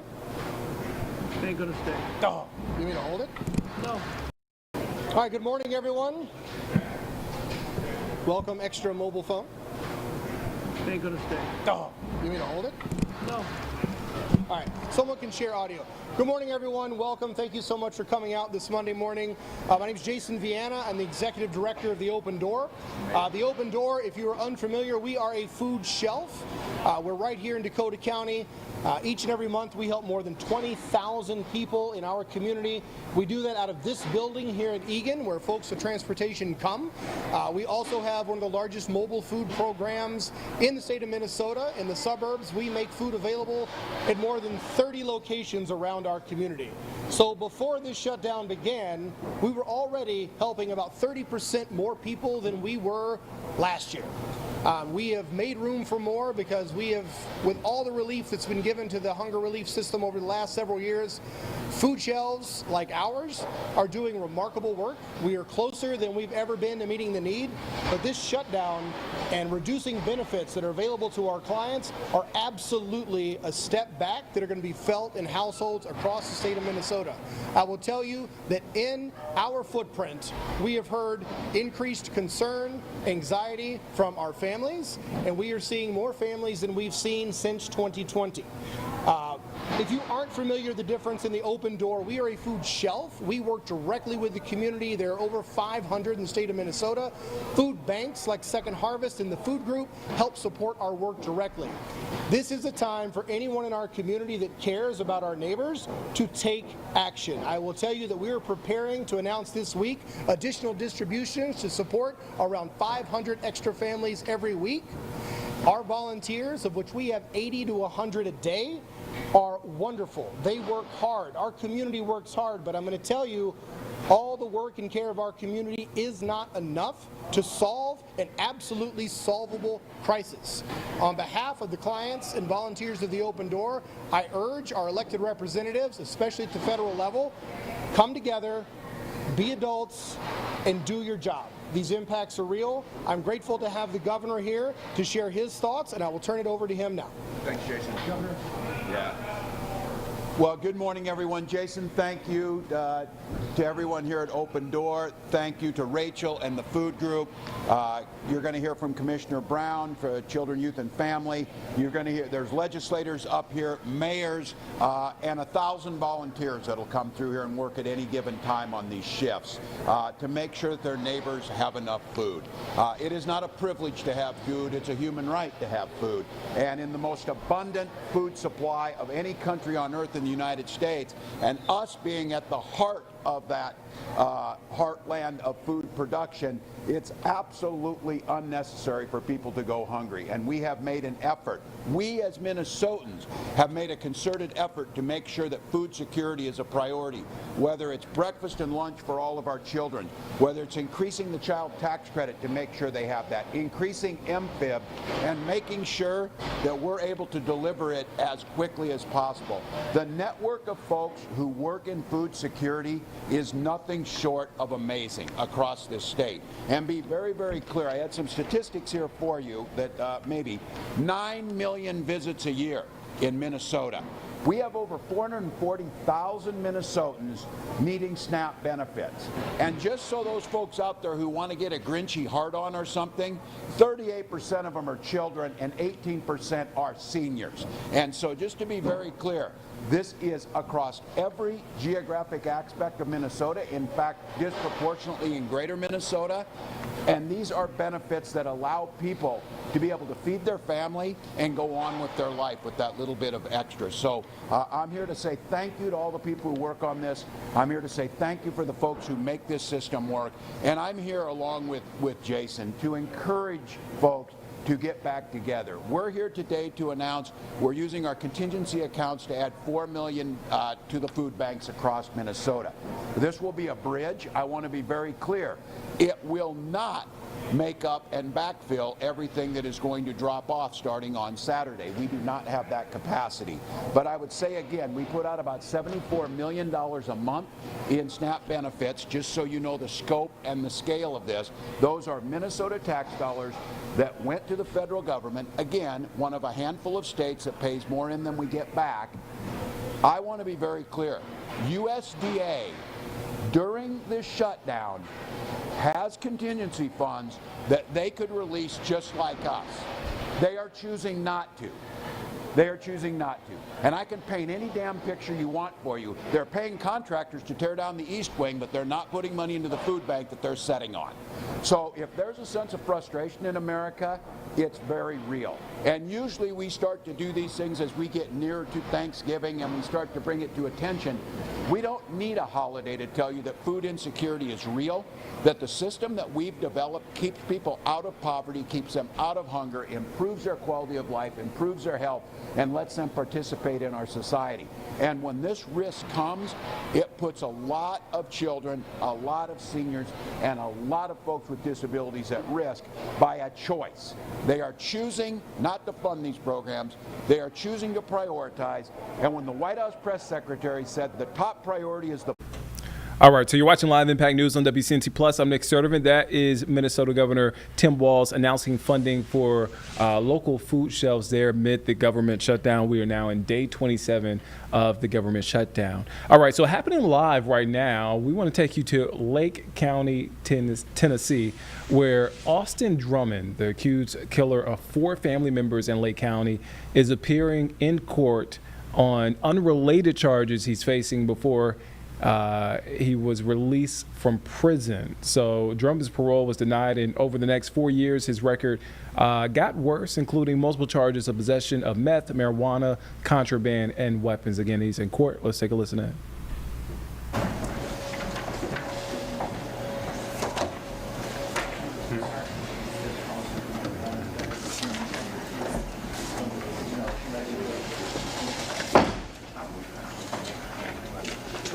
CR 11107, 25 CR 11108, Leslie Manning. Judge, that's Mr. McGill's. Maybe we can pass that matter. I think he wants to talk. Let's come back to it, sure. 24 CR 10982, Tyler McClure.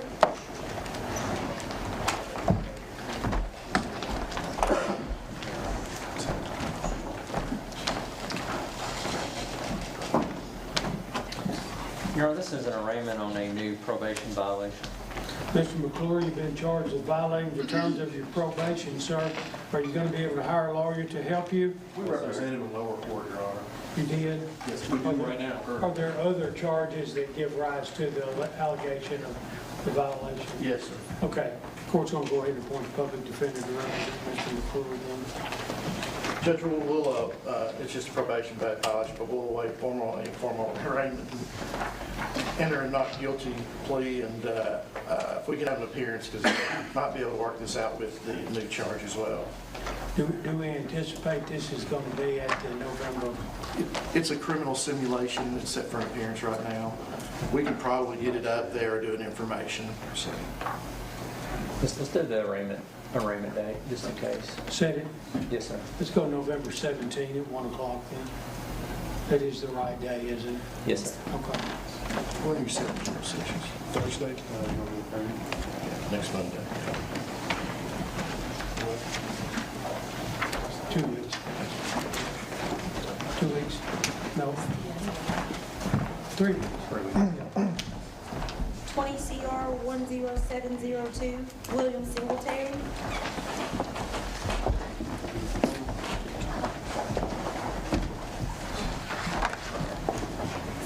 Your Honor, Mr. Singletary is here on a violation of probation. We have an agreement on this case. This violation is based on a positive drug screen for methamphetamine. It's based on that. We have an agreement of a 90-day partial revocation, and he would extend probation for 1 additional year and return to these same terms and conditions. Mr. Singletary, you have the right to have the court conduct a hearing to decide if you violated your probation, and if so, what the consequences would be. I've got this order, proposed order, that says you're consenting to revocation, a partial revocation of 90 days, and to extend your probation for an additional year, then return to probation after the 90 days. It's also showing you have 29 days jail credit. Is that what you want to do in this case? Have you been able to talk with Mr. Armstrong to kind of weigh your options and make this decision? He answered all the questions you have about it. Anything, Mr. What's going to occur? Get ready and good luck to you, sir.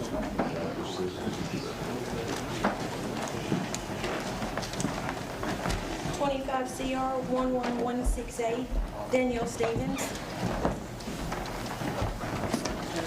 Your Honor, she's here for arraignment, but we represent Ms. Stevens in general sessions in Montgomery County. I have a secretary calling. You want to do? Yeah. Oh, okay. Can we get my attorney? Mr. Howley represents her. Come on up to the podium, please. I have Mr. McGee's in the hallway. Mr. McGee. All right, so you're watching Live Impact News on WCNC Plus. I'm Nick Sertivant. All right, so that is a live look inside the Lake County, Tennessee courtroom where Austin Drummond, the accused killer of 4 family members in Lake County, Tennessee, is in court today on unrelated charges he's facing before he was released from prison. All right, so that is a live look inside the courtroom. So, all right, so we're going to take a step away for just 2 minutes. We'll be back here in just 2 minutes here on Live Impact News on WCNC Plus.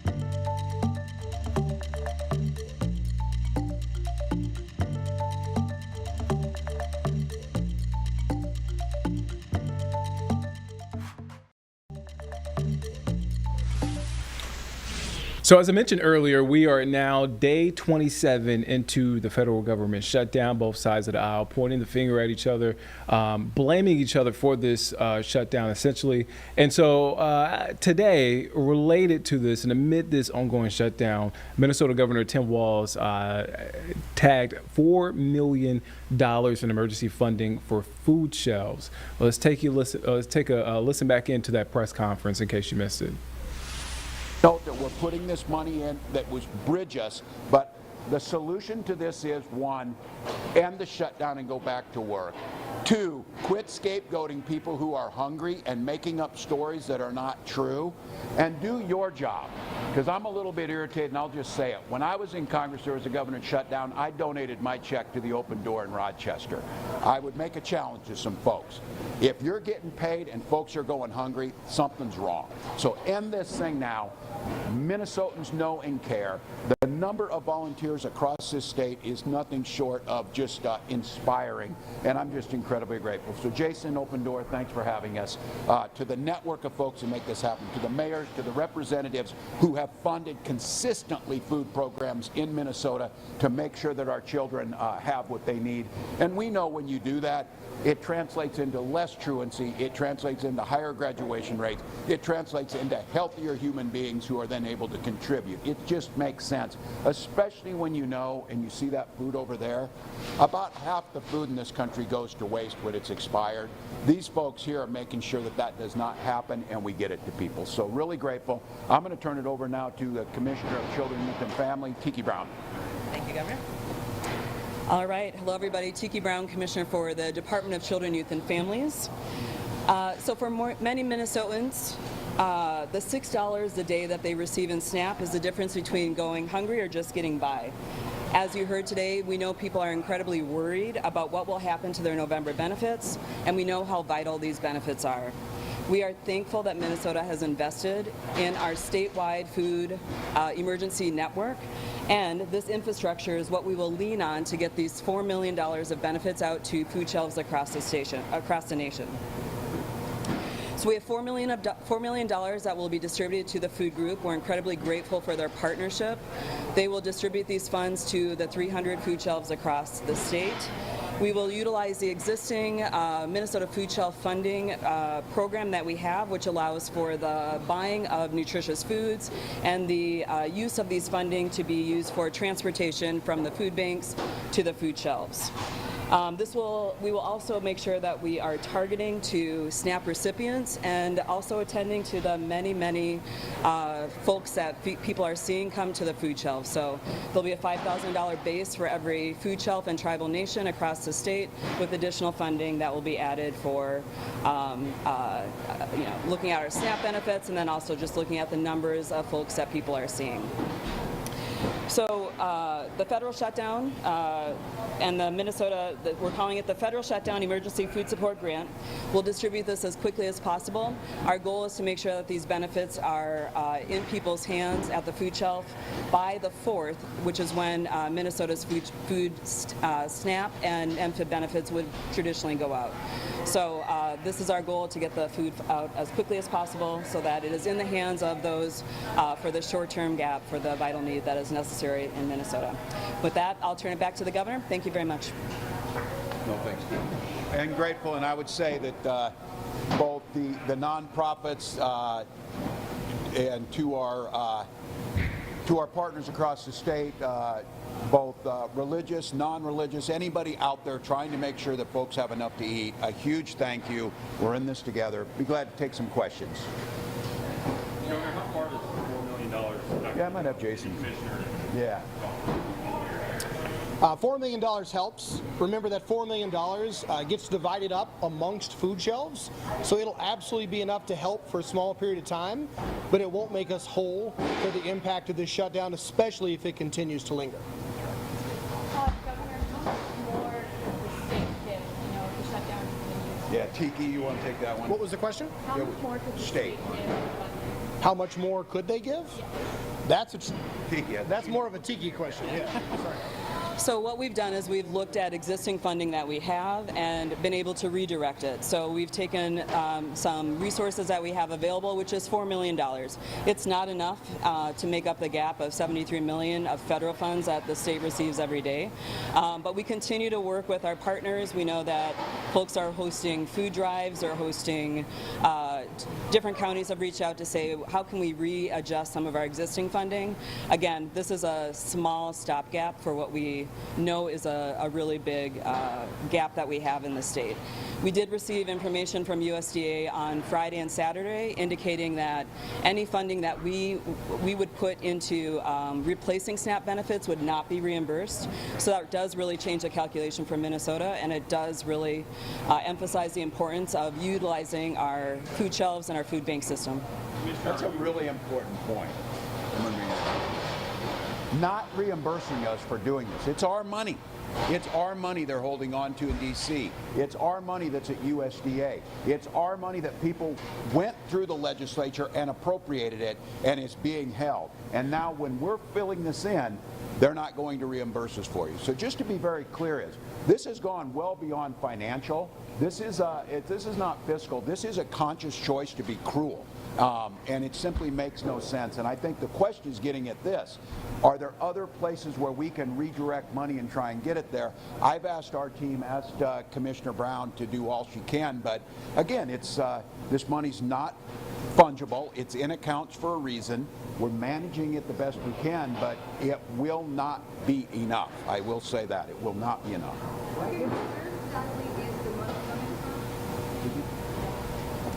So the two funding sources that we're using are the Family First Prevention Services Act, and then I'm going to look it up to make sure I'm saying it very closely and carefully, Human Services, the DHS Human Services Fund.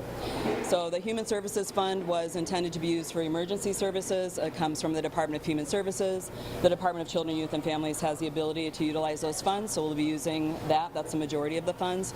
And then the rest is from the Family First Prevention Services Act, which is funding that is generally used for the health and safety of children and families. And again, food is such a basic need, and we know that when families have food and their basic needs are met, we have less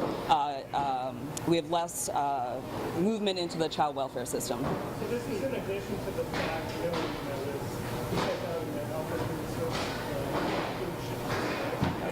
Yes. Yes. How much is left in those two funds after? So the DHS fund will be completely empty after we move it over, and then the Family First Prevention Services Act does have some additional funding. We receive about $4 million per year from the legislature to pay for a variety of items in that space. Many of that we have focused on an RFP and some work that we're doing with our county and tribal partners. Governor, is offsetting the shutdown the kind of thing that you look into tapping the rainy day fund for, or is that untouched?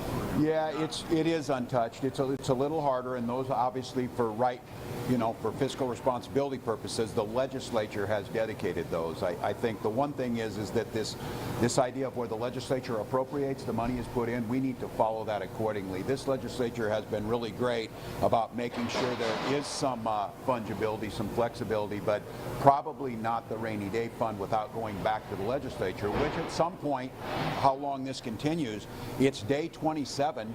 Doesn't appear like there's any sense of urgency out of the folks in D.C.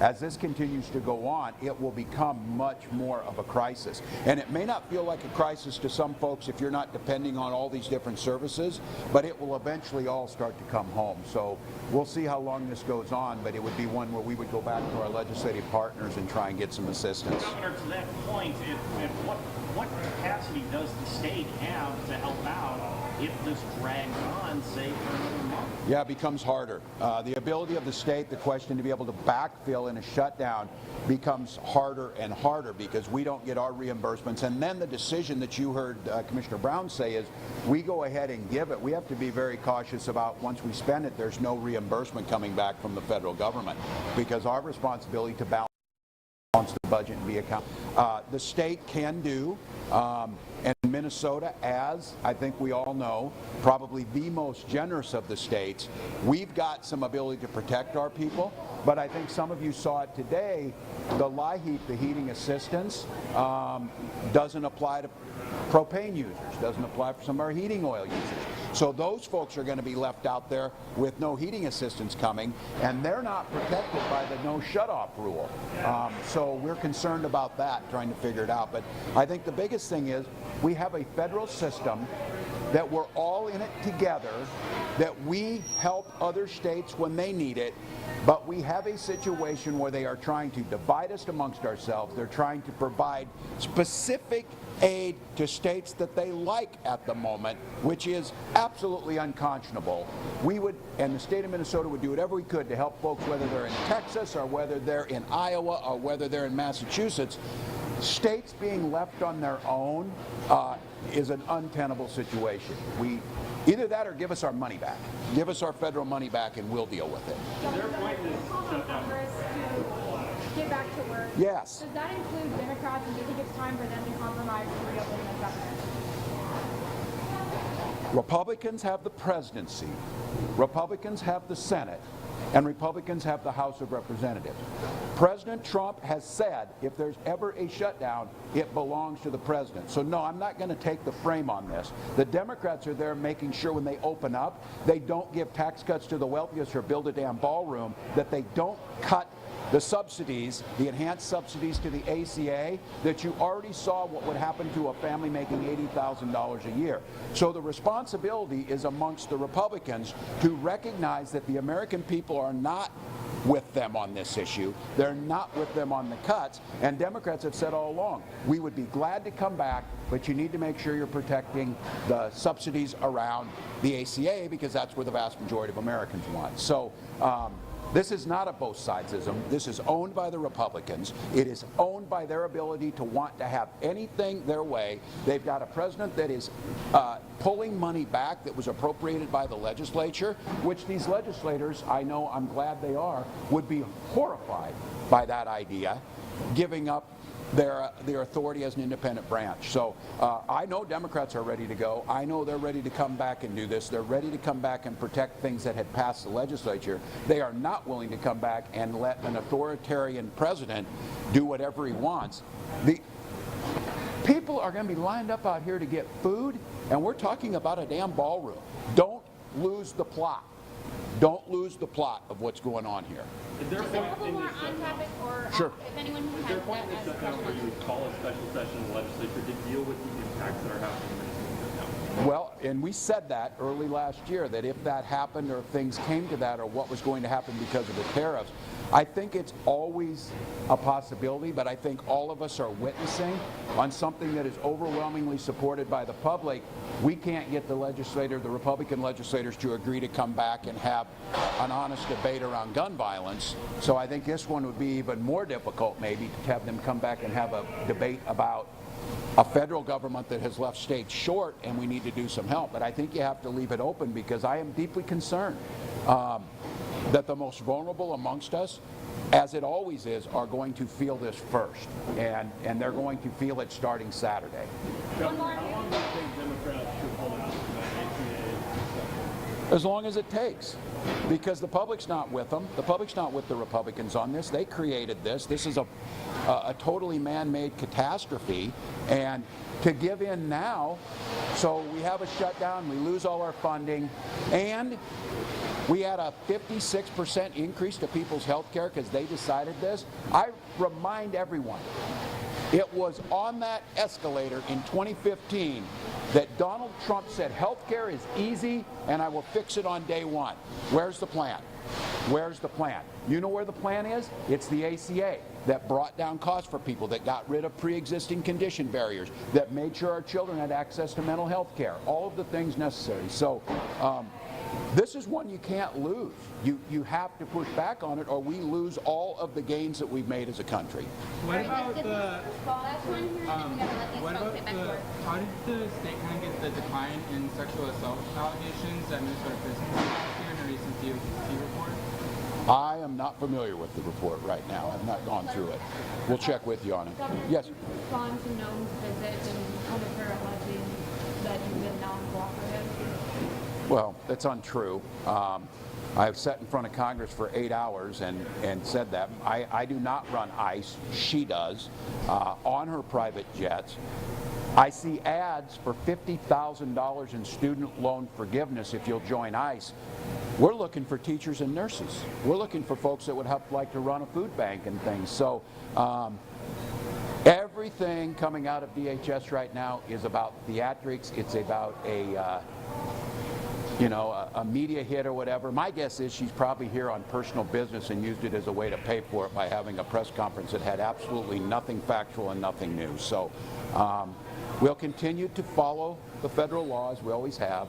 We will continue to do what's required of the state, and we would ask our federal partners, quit terrorizing people and do your job. No one's saying that you shouldn't go after criminals, but why are you standing in line arresting moms trying to pick up their kids from school as they're waiting for their immigration hearings to go through the proper channels? So just a distraction, more of the same. Again, somebody got intrepid journalists here. Really? Why would you come? Why did you buy? How much did it cost to come here and do that little press conference? And where were you staying when you were here?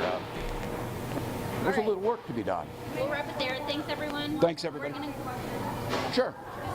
Given the extensive fraud that Minnesota is dealing with, I'm wondering if the state is taking any additional steps to ensure that this money is not. We absolutely are, and I said I think of the numerous hundreds and hundreds and hundreds of programs that we run in the state of Minnesota. I remind folks, Minnesota's AAA bond rated and was acknowledged for having fiscal responsibility.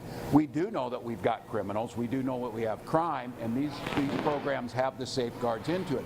It's why you didn't see it around unemployment insurance, around the SNAP program and things like that, that this issue appears, and I think we're on a pretty good track to this, is a pretty narrow set of programs that were set up, especially post-COVID, to try and help people. And of course they're set up to be as easy as possible for people to navigate, but that also meant it was easy as possible for some folks to be able to take advantage of it. So these folks are solid. I think the things we're putting in place, we'll make some more announcements this week around making sure that, again, that fraud undermines people's faith in systems just like this, and our food banks and our SNAP programs are incredibly secure.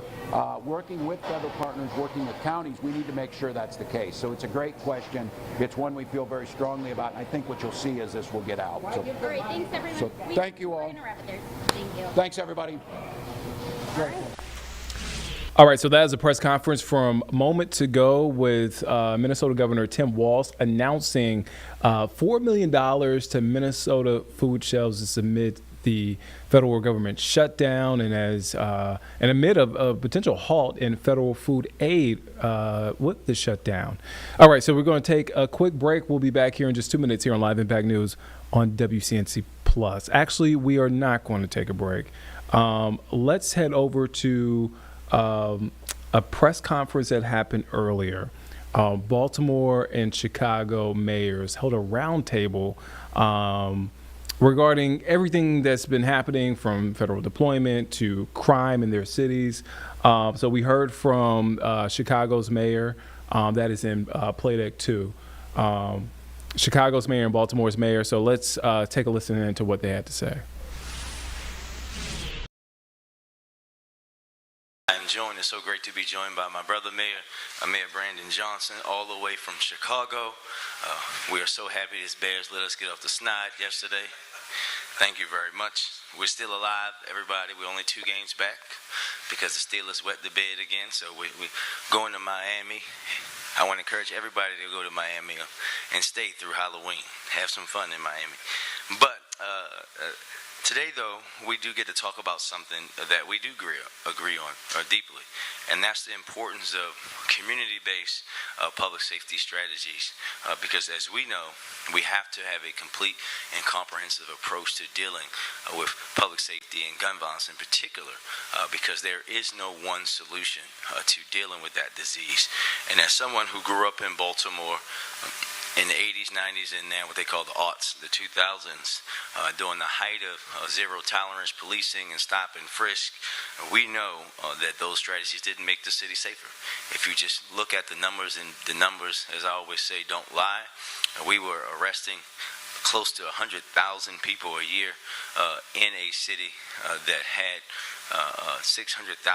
but we were still seeing high levels of violence. And if you think about 2004, for example, where we had 278 homicides, we arrested 91,000 people versus last year, where we had 201 homicides, 201 too many, but we arrested 15,000 people, because it's never been about how many, but about who. And I think that's the importance, who and for what, and that's what we have to be focused on. As you know, I ran for mayor on the idea that we needed a long-term comprehensive plan to dealing with gun violence in Baltimore. It is law, a law that I passed as the city council president, and we released Baltimore's first ever comprehensive violence prevention plan in late 2021. We created the Office of Neighborhood Safety and Engagement, and we leaned on the expertise of those in the community who do this work each and every day. Folks like the people at this table, who you'll hear from shortly, play important roles in our community violence intervention ecosystem. They are leading partners in our comprehensive violence prevention plan. Our peace team partners are on the front line mediating conflicts.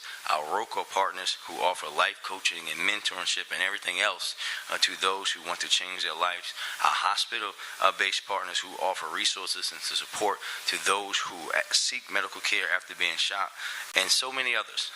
The women and men of our police department who are focused on those who are using illegal handguns, carrying illegal handguns, committing those acts of violence, involved in group violence each and every day, to make sure that we're holding them accountable, to our residents who partake in this strategy each and every day in so many different ways.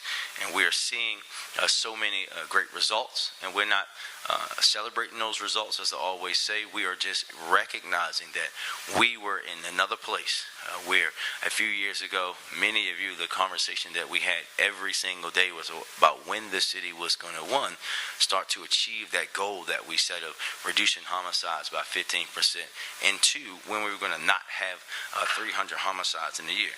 We have seen violence in Baltimore decrease by 40%, and homicides are down an additional 30% this year, and we are on pace, obviously, for a record year. But we're doing that at the same time. When we have this comprehensive strategy, where we increase Recreation Parks budget by 40%, we've delivered the largest budget towards Baltimore City Schools, and we're seeing that when you invest in our young people as a resource, not a problem to fix, then you can see the city start to turn a corner. And we're doing that while making fewer but more quality arrests by our police department. We know how to make our community safer, and it's by leaning into those who know our city best. And with that, I will say thank you to everyone for being here. Thank you for your partnership, and I would pass it on to the other half of the Brandon mayor, Mayor Brandon Johnson from Chicago. Thank you, Mayor Scott. Thank you for your leadership. Good morning, everyone. It's really a really unique opportunity for me to be in Baltimore around this critical time that we're facing.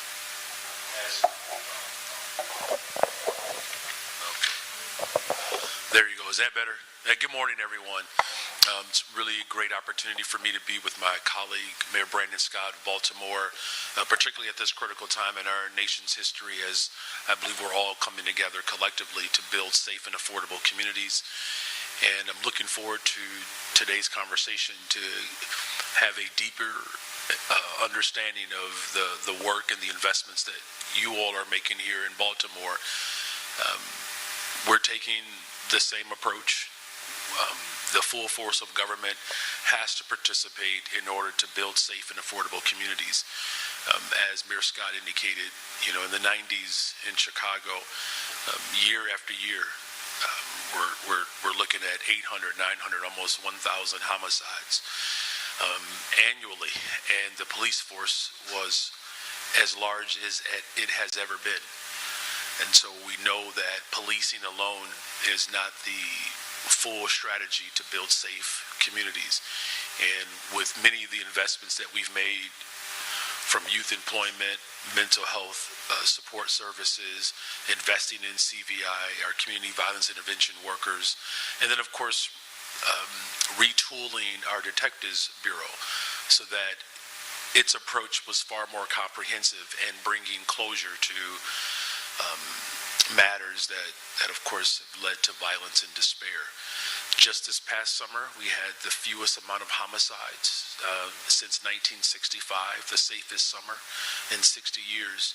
And at the same time, we saw the greatest number of young people hired for summer positions.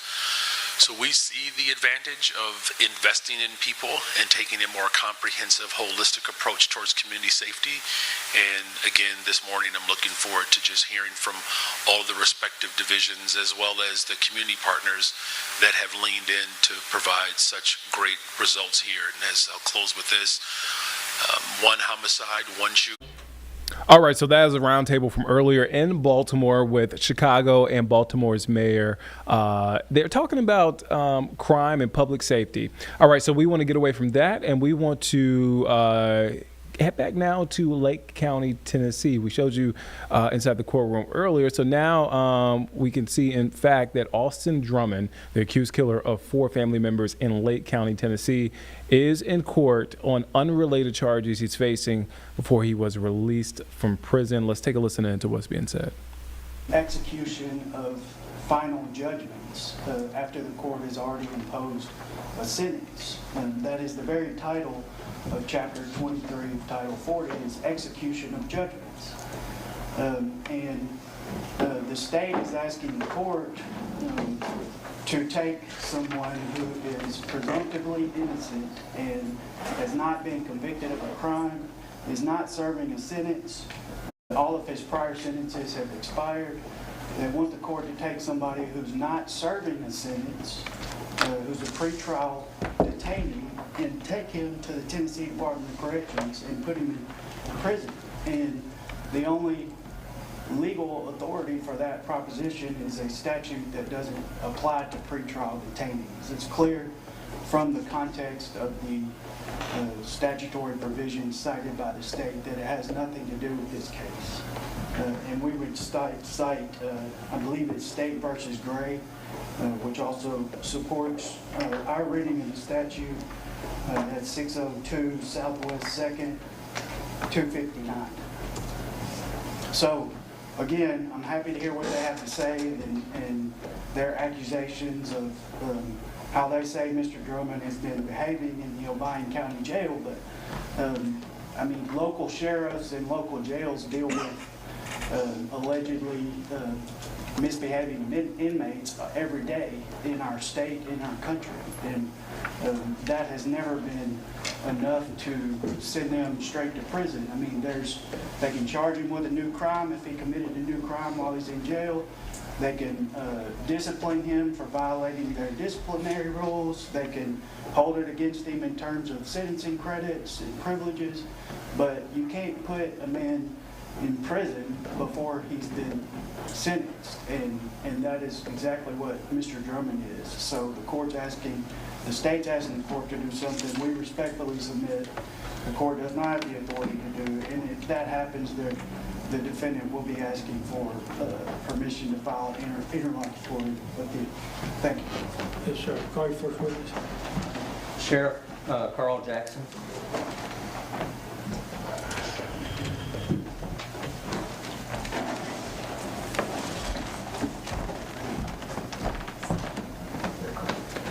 All right, I'm sorry, I didn't see you. It's very confusing, sorry about that. I apologize. And, Your Honor, we call for the rule. The person's going to testify needs to wait out in the hall until you're called. Your witnesses in the courtroom today. You're the only other witness the state would intend to call is Sheriff Brian Avery. Okay. That's all. That's your only other witness. Yes, sir. Okay. Very good. Everybody staying?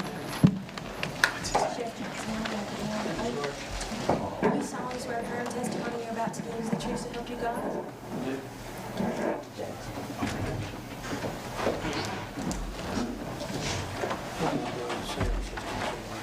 Yes, sir. Wait, Jenny. You state your name. Carl Jackson. And are you the sheriff of Obion County, Tennessee? Yes, sir. Sheriff Jackson, you also maintain the jail there? Yes, sir. Okay. And is Mr. Austin Drummond, the defendant, an inmate of your jail currently? Yes, sir. He's pretrial detainee. Okay, and does he have charges in Obion County? Not at this time. And why are you holding him there? I'm holding him for Sheriff Avery. Okay. And how long has Mr. Drummond been in your custody? I don't know I didn't write down the exact date. Early August, sound right? Yes, sir. Okay. And where are you housing Mr. Drummond at within your jail? We have a maximum security area, and he's being housed in that maximum security area. Does he have any jail cellmates?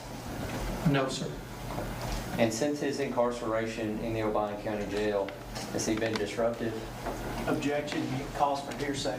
The sheriff hasn't observed any of this. You don't know that, he hasn't answered yet. Objection be overruled. Go ahead. As far as to me, he's not been disruptive. Okay. And do you have reports of his behavior? Objection, hearsay, Your Honor. Just a minute. You're asking him if he has reports. Yes, sir. And the objection is hearsay, and I'll give you a chance to lay foundation for the reports. Okay.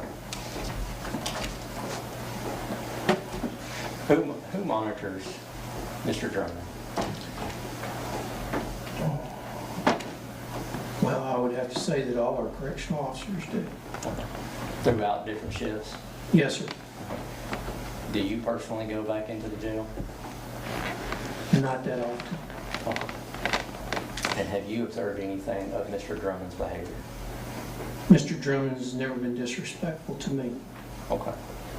And if he was disrespectful or violated a rule, is there a procedure for your correctional officers to follow?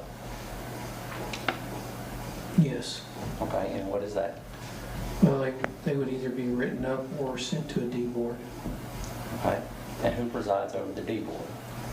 That would be the jail administrator, Okay, and who is that? Captain Maynard. All right. Do you have any involvement in the D board? No, sir, I do not. Okay. And so how would you be made aware of reports or any issues with an inmate?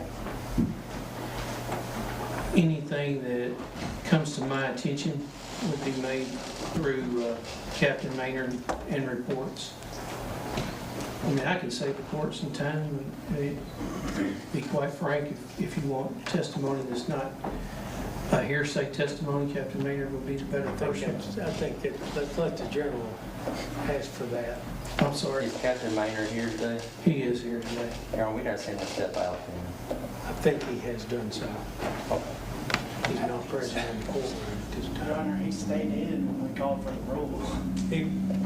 He did. But he hasn't heard any sorry. Before we got to the heart of the testimony, he stepped out of the room. Court was observing. So Sheriff Jackson, without getting into anything that is hearsay, based on what you have learned through your guards, do you have an opinion as to whether the Obion County Jail can safely maintain Mr. Drummond in your custody? We have, to this point, it causes a lot of undue burden and undue stress on our jail, and I realize that we are there to keep inmates, but if you can see, we have at least 6 officers here today for security. When we deal with him, we have 2 officers that deal with him consistently, wearing body cameras at all times. And is it your opinion that he would be better off housed in the Department of Corrections? It would be better off with my jail. Yeah, that's what I'm asking. Absolutely. Do you think you can maintain him? Do I think that I can maintain him? Yes, sir. We have it to this point.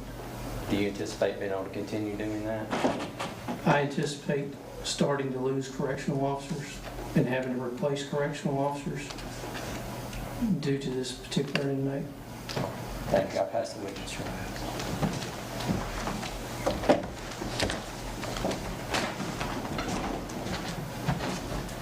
Good afternoon, Sheriff.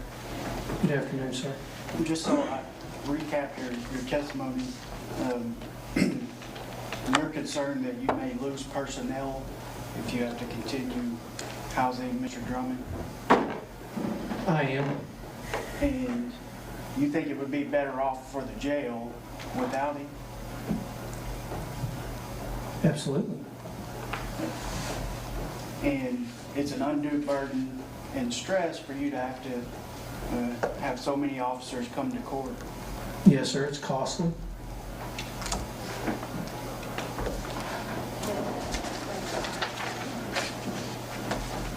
And Mr. Drummond has never misbehaved in your presence? Not in my presence, no, sir.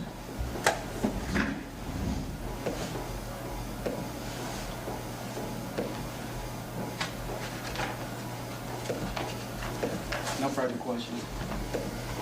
Pretty direct? No, Your Honor. Sheriff, you step down. Thank you. Thank you, Your Honor. Call next witness. Captain Maynard?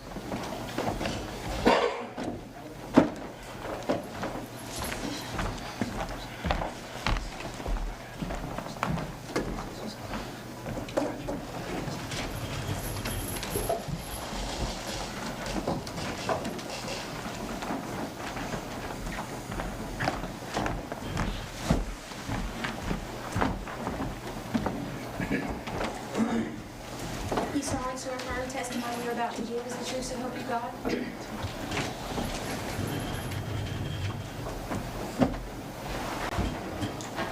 Will you state your name?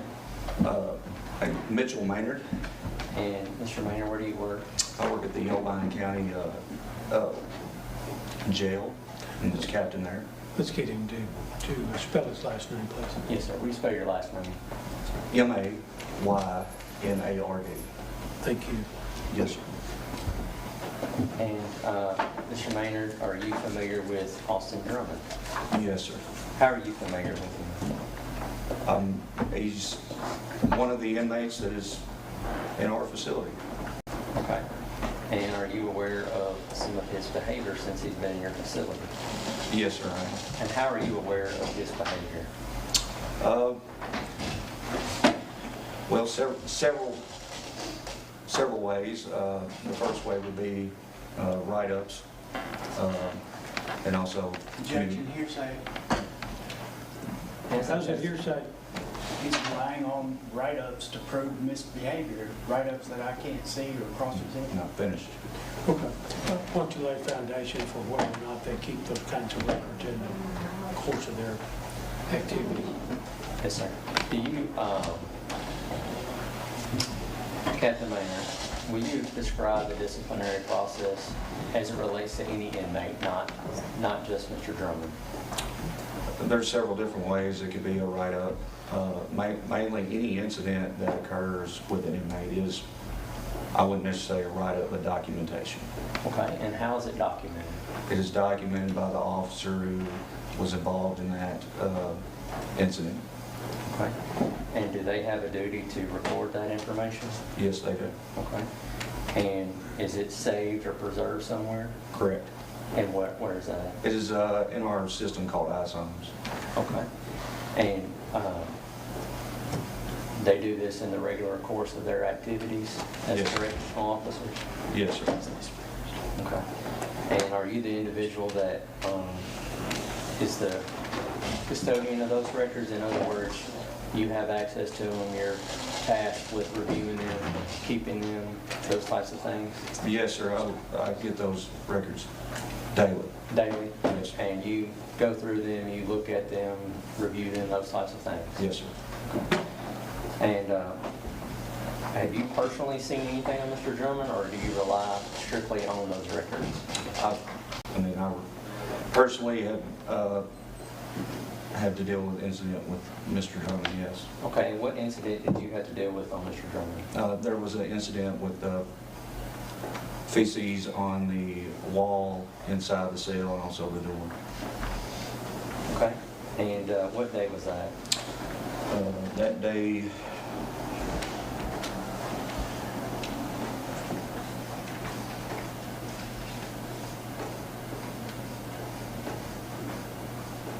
I'd have to look here just a second. Yes, sir.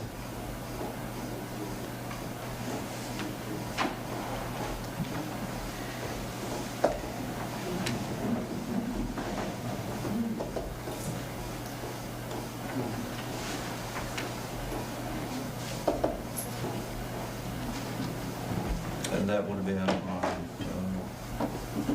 the 30th of last month. September? Correct. Can you describe that incident for us? I was notified by staff, sergeant on the shift, about Mr. Drummond's had put feces on the cell door window, covered it. And at that time, Mr. Drummond's has, we've had several, I've spoke to Mr. Drummond's about covering the window of the cell many a times with paper. This time it was feces, and you cannot observe inside the cell with that window covered.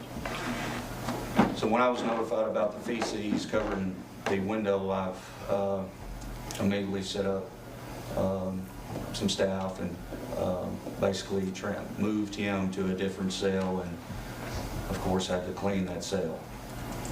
Okay, and what kind of issues correctional staff if they can't see into the window? That could be, for his safety and our safety. What do you mean? No visibility when we do checks. We do checks regularly, hourly. We have a system for that, and not being able to observe the inmate, through that and making sure he's safe. That would be an issue, and also for other officers if having to deliver food or any kind of messages or anything to speak with the inmate or to interact with the inmate, it's a safety concern. Not being able to see what his position is. And you said you had talked to Mr. Drummond about covering his door with other things? Yes, Mr. Drummond's have wrote many letters and put on the door. We've advised him not to cover his door window. There's been incidents where Mr. Drummond's has laid many letters on the floor. Covering the window is a rule we have there. It's a safety concern. So yes. Right. And what about letters on the floor? Letters on the floor,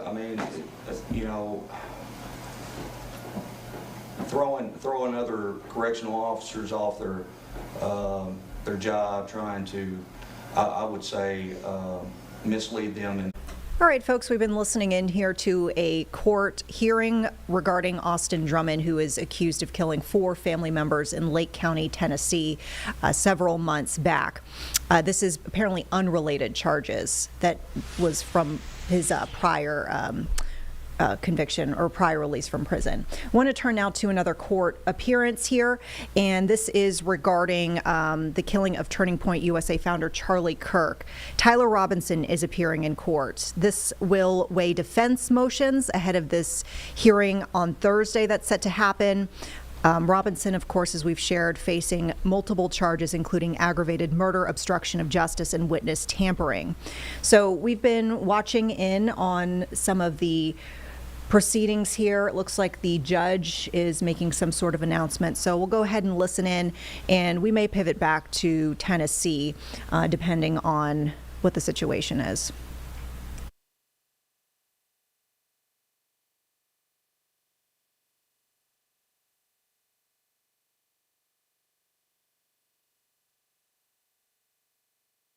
All right, it looks like we don't have any audio, so we apologize for that, folks. Once again, we'll head back to Tennessee.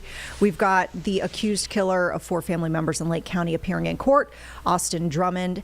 This is on unrelated charges that he was facing before he was released from prison. Let's listen in.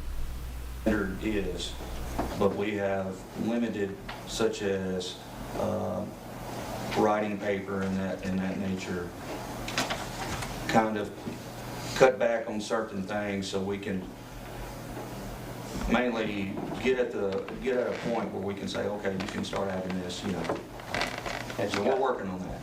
So have you gotten to that point? No, sir. Okay. And is it your opinion, can Albine County Jail handle Mr. Drummond? No, sir. The staff we have, it's I mean, handle, yes, but as far as for a long period of time, I would say we would need a lot more help. Okay, is it a burden on the jail? Yes, sir.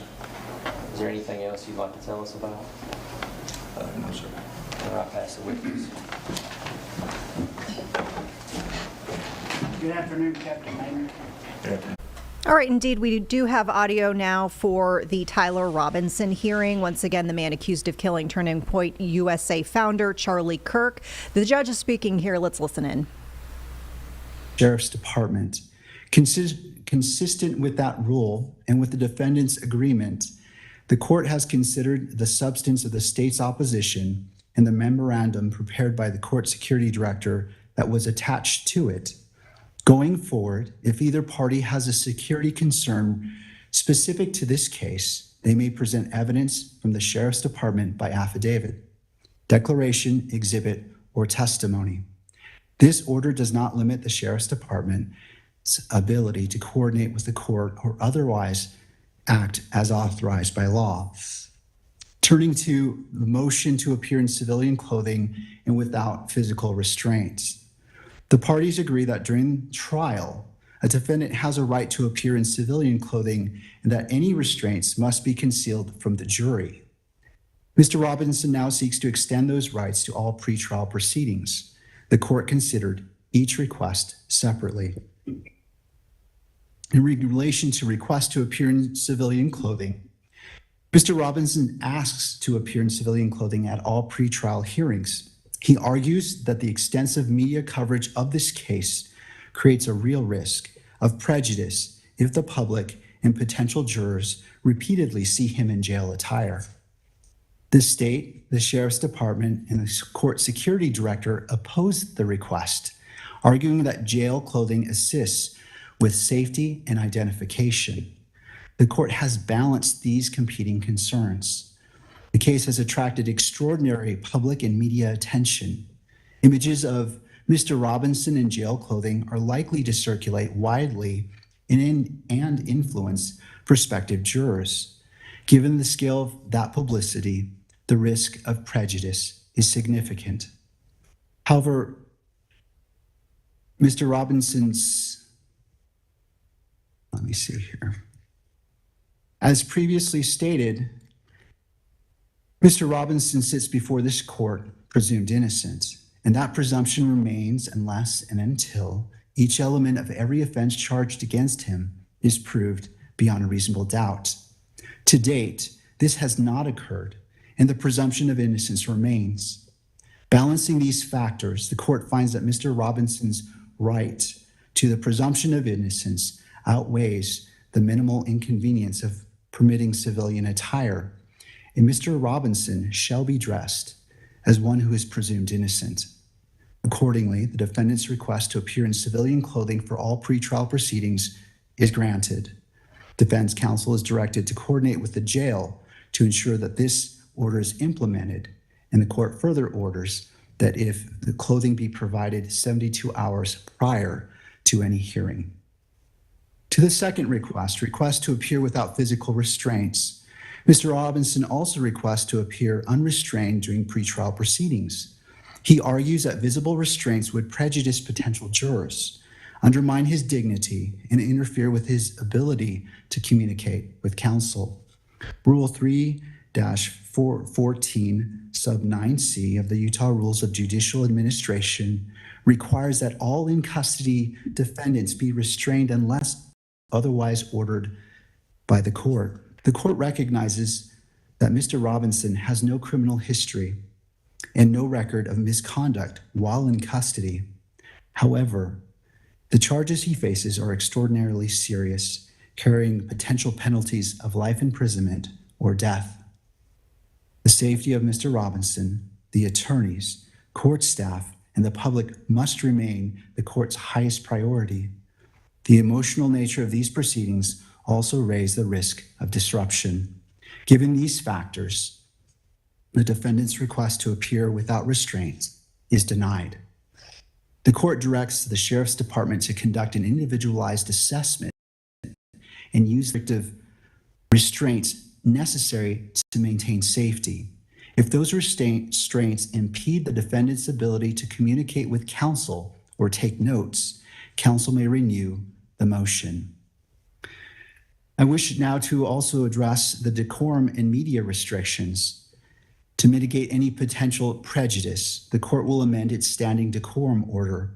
The media will be prohibited from photographing or visually recording Mr. Robinson's restraints and from photographing or recording him while entering, exiting, or standing in the courtroom. In making this amendment, the court has considered the factors in Rule 4-401.01 sub 2. This is a high-profile case with strong public interest. Restricting the recording of restraints strikes the proper balance between Mr. Robinson's right to a fair proceeding and the public's right to access and transparency. In conclusion, the court orders as follows. Defendant's motion to strike the sheriff's response is granted. Defendant's motion to appear in civilian clothing is granted. Defendant's motion to appear without restraints is denied.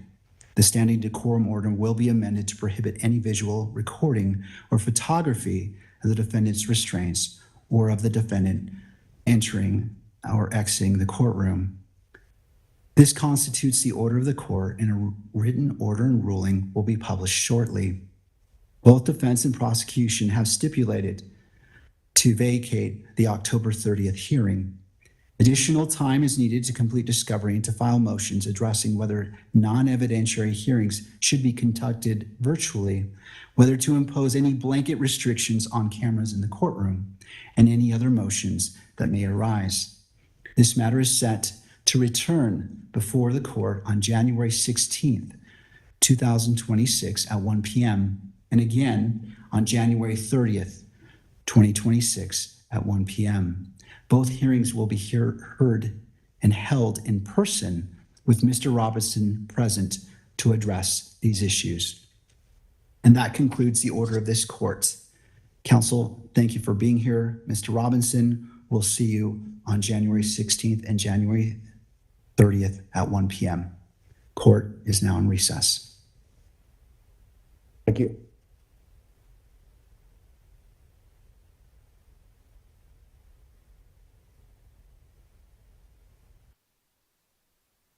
All right, so there you have it. That was a court hearing regarding the man accused of killing Turning Point USA founder Charlie Kirk, Tyler Robinson. You heard a lot of discussion about essentially how he will be appearing in court going forward. There was a motion for him to appear in civilian clothes without restraints. This is a similar request that was made by actually Brian Kohberger, the man who was sentenced to life in prison over the summer for the stabbing murders of 4 University of Idaho students. Essentially not wanting to appear in court looking guilty, if you will. They want to maintain the presumption of innocence with his appearance. So you saw the court granting that. We'll turn back to Tennessee meantime, where we've got the hearing still underway for the quadruple murder suspect out of Tennessee, Austin Drummond. Let's listen in.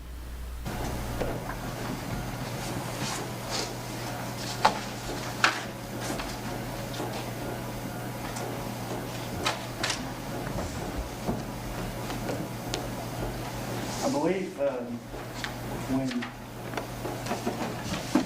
General Hayes asked you if you can handle Mr. Drummond, you said yes, did you not? I wouldn't say, I would say handle as an inmate, yes, but for a long period of time, no. My job is to keep him safe, and that's what I'm trying to do. Thank you. No redirect, Your Honor. We step down, sir. Thank you. Sheriff Avery.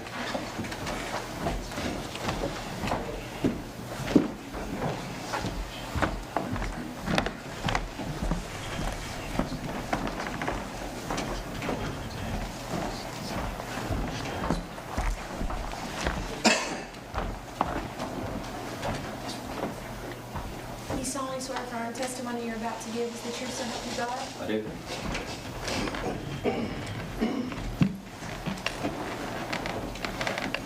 state your name? Brian Avery. Can you spell it for the court reporter, please? Brian, B-R-Y-A-N, Avery, A-V-E-R-Y. And are you the sheriff of Lake County, Tennessee? I am. Is Mr. Drummond an inmate with you? He is.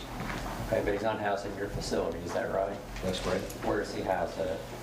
O'Brien County Sheriff's Office. And why do you not, have you ever had Mr. Drummond in your facility? Not for an extended stay. He was processed in, and the day that after he was processed, he was sent to O'Brien County. Okay. So you, in his current incarceration, he has not stayed with Lake County? No, sir. And why is that? Safety reasons. I don't feel like we're equipped to house Mr. Drummond. And why do you not feel that way? Because it's our responsibility to keep Mr. Drummond safe, as well as staff, other inmates. And I have 2 pods over there where Mr. Drummond could be housed. And there's no way to lock inmates down in separate pods, keep them isolated. So I don't feel like that I could safely keep Mr. Drummond. Okay, and are you worried about that just because of the notoriety of his case? Yes, sir. Okay. And you've been made aware by O'Brien County about the issues going on over there? Yes, sir. Does that change your opinion? Not at all. Do you have a large correctional staff? I'm actually short right now. How many correctional officers do you have on staff? 12, I believe. Okay, and how many are you short? 3 or 4. And do you have a max facility to keep an inmate in? I do not. So if you had Mr. Drummond and he needed to be segregated, where would he go? We have to go into population. We have holding cells, but holding cells are for short term, no more than 72 hours. You can only hold an inmate only 72 hours in those holding cells. Okay. You're on right past the week.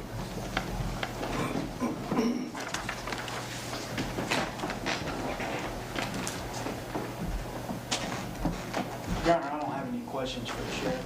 Thank you. You stood down, Chair. Thank you, sir. Thank you. Statement rest its proof. Farmer, you want to call any witnesses, sir? No witnesses, Your Honor. Okay. Just argument. All right, I'll hear from you.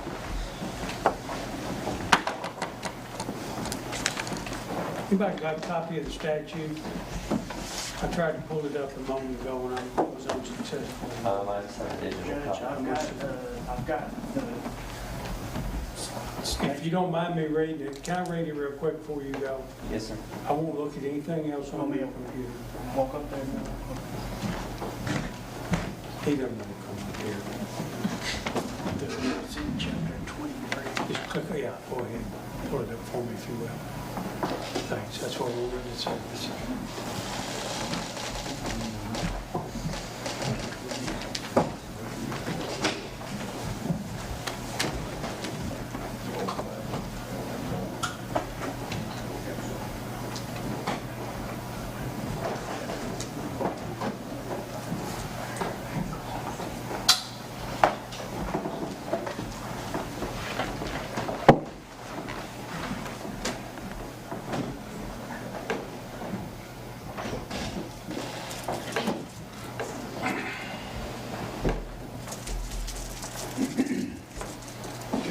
Thank you very much. I appreciate the courtesy.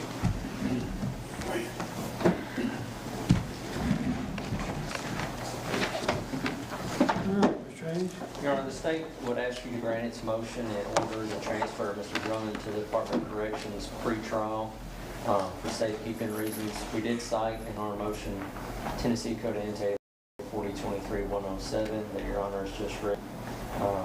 And it states in subpart A, and the state thinks is relevant to its motion, in counties where, because of the insufficiency of the county jail, for any other cause, the court may be of the opinion that the safekeeping of the inmates may require it. The court may order the immediate removal of inmates to the penitentiary or to the nearest branch prison at the cost of the state before the expiration of the time allowed to remove the inmates. The state also did not cite to Tennessee Code Annotated 414121, but would also point out in that statute, subpart A1, the sheriff has the authority when the jail of the county is insufficient for safekeeping of a prisoner to convey the prisoner to the nearest sufficient jail in the state, or if the prisoner is a juvenile, to the nearest sufficient juvenile detention facility. The state would submit that the proof by Captain Maynard, Sheriff Jackson, and Sheriff Avery is that Mr. Drummond has been a disruptive inmate within the county jail of Obion County and has committed at least a new criminal offense, whether he's been charged or not, by possessing 39 Suboxone strips in the jail. That is at least a Class D felony for violating Tennessee Code Annotated 3916-201 for possession of contraband. May also be another violation of 3917-417, possessing with intent to sell or deliver 39 Suboxone strips. Captain Maynard has also testified about Mr. Drummond's behavior towards his jail cell. On one particular day, he covered his cell window with feces. Whether or not that was a message to the officers that he wanted to talk with his lawyers, it was still a hazard, as Captain Maynard has testified to. Does not allow correctional staff to complete their counts, to check on Mr. Drummond, those types of things. Same as when he has put paper over his window, put paper on the floor. These are safety issues, and the court would submit, or excuse me, the state would submit that TCA 4023-107 and 414121 give this court the authority to send a pretrial detainee to the Department of Corrections. There's one other case, State versus Chapman, which is 977 Southwest 2nd, 122. Ms. Chapman was actually serving a misdemeanor sentence in West Tennessee, and because of I believe it was a pregnancy issue, was transferred to the Department of Corrections, and the Court of Criminal Appeals upheld that transfer even though she was only serving a misdemeanor sentence because of the safekeeping issues with a pregnant individual within a jail. Obviously, Mr. Drummond, or within a county jail, obviously he doesn't have those types of issues, but the state will submit to you that there is some authority to go ahead and transfer pretrial detainees to the Department of Corrections. There is safety issues. Mr. Drummond's behavior has demonstrated that, and we're asking Your Honor to grant the motion. Mr. Farmer?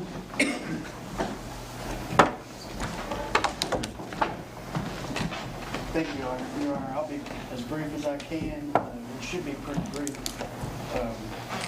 The state filed this motion 2 weeks ago, and they only relied on 4023-107, to the best of my recollection. That second statute that's cited today was not even mentioned in the state's motion.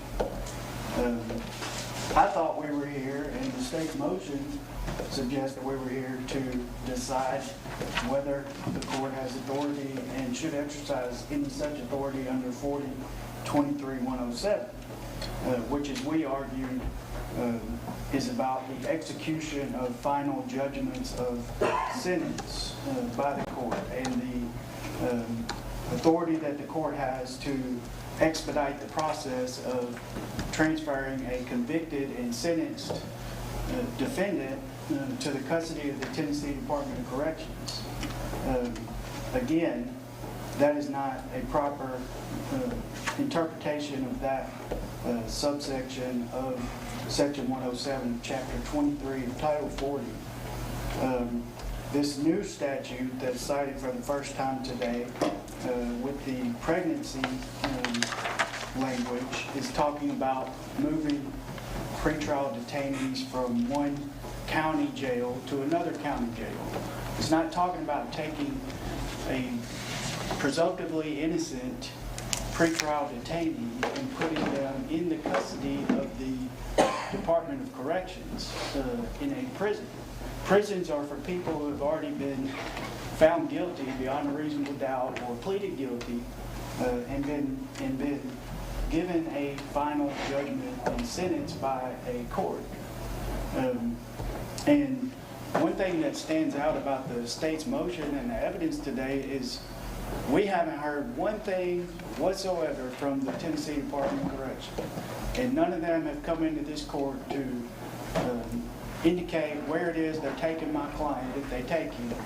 They won't disclose the location that they're taking him to, and they won't tell you anything about whether I'm going to be able to see him, when I'm going to be able to see him, how far I'm going to have to drive to see him, how often I'm going to be able to talk to him.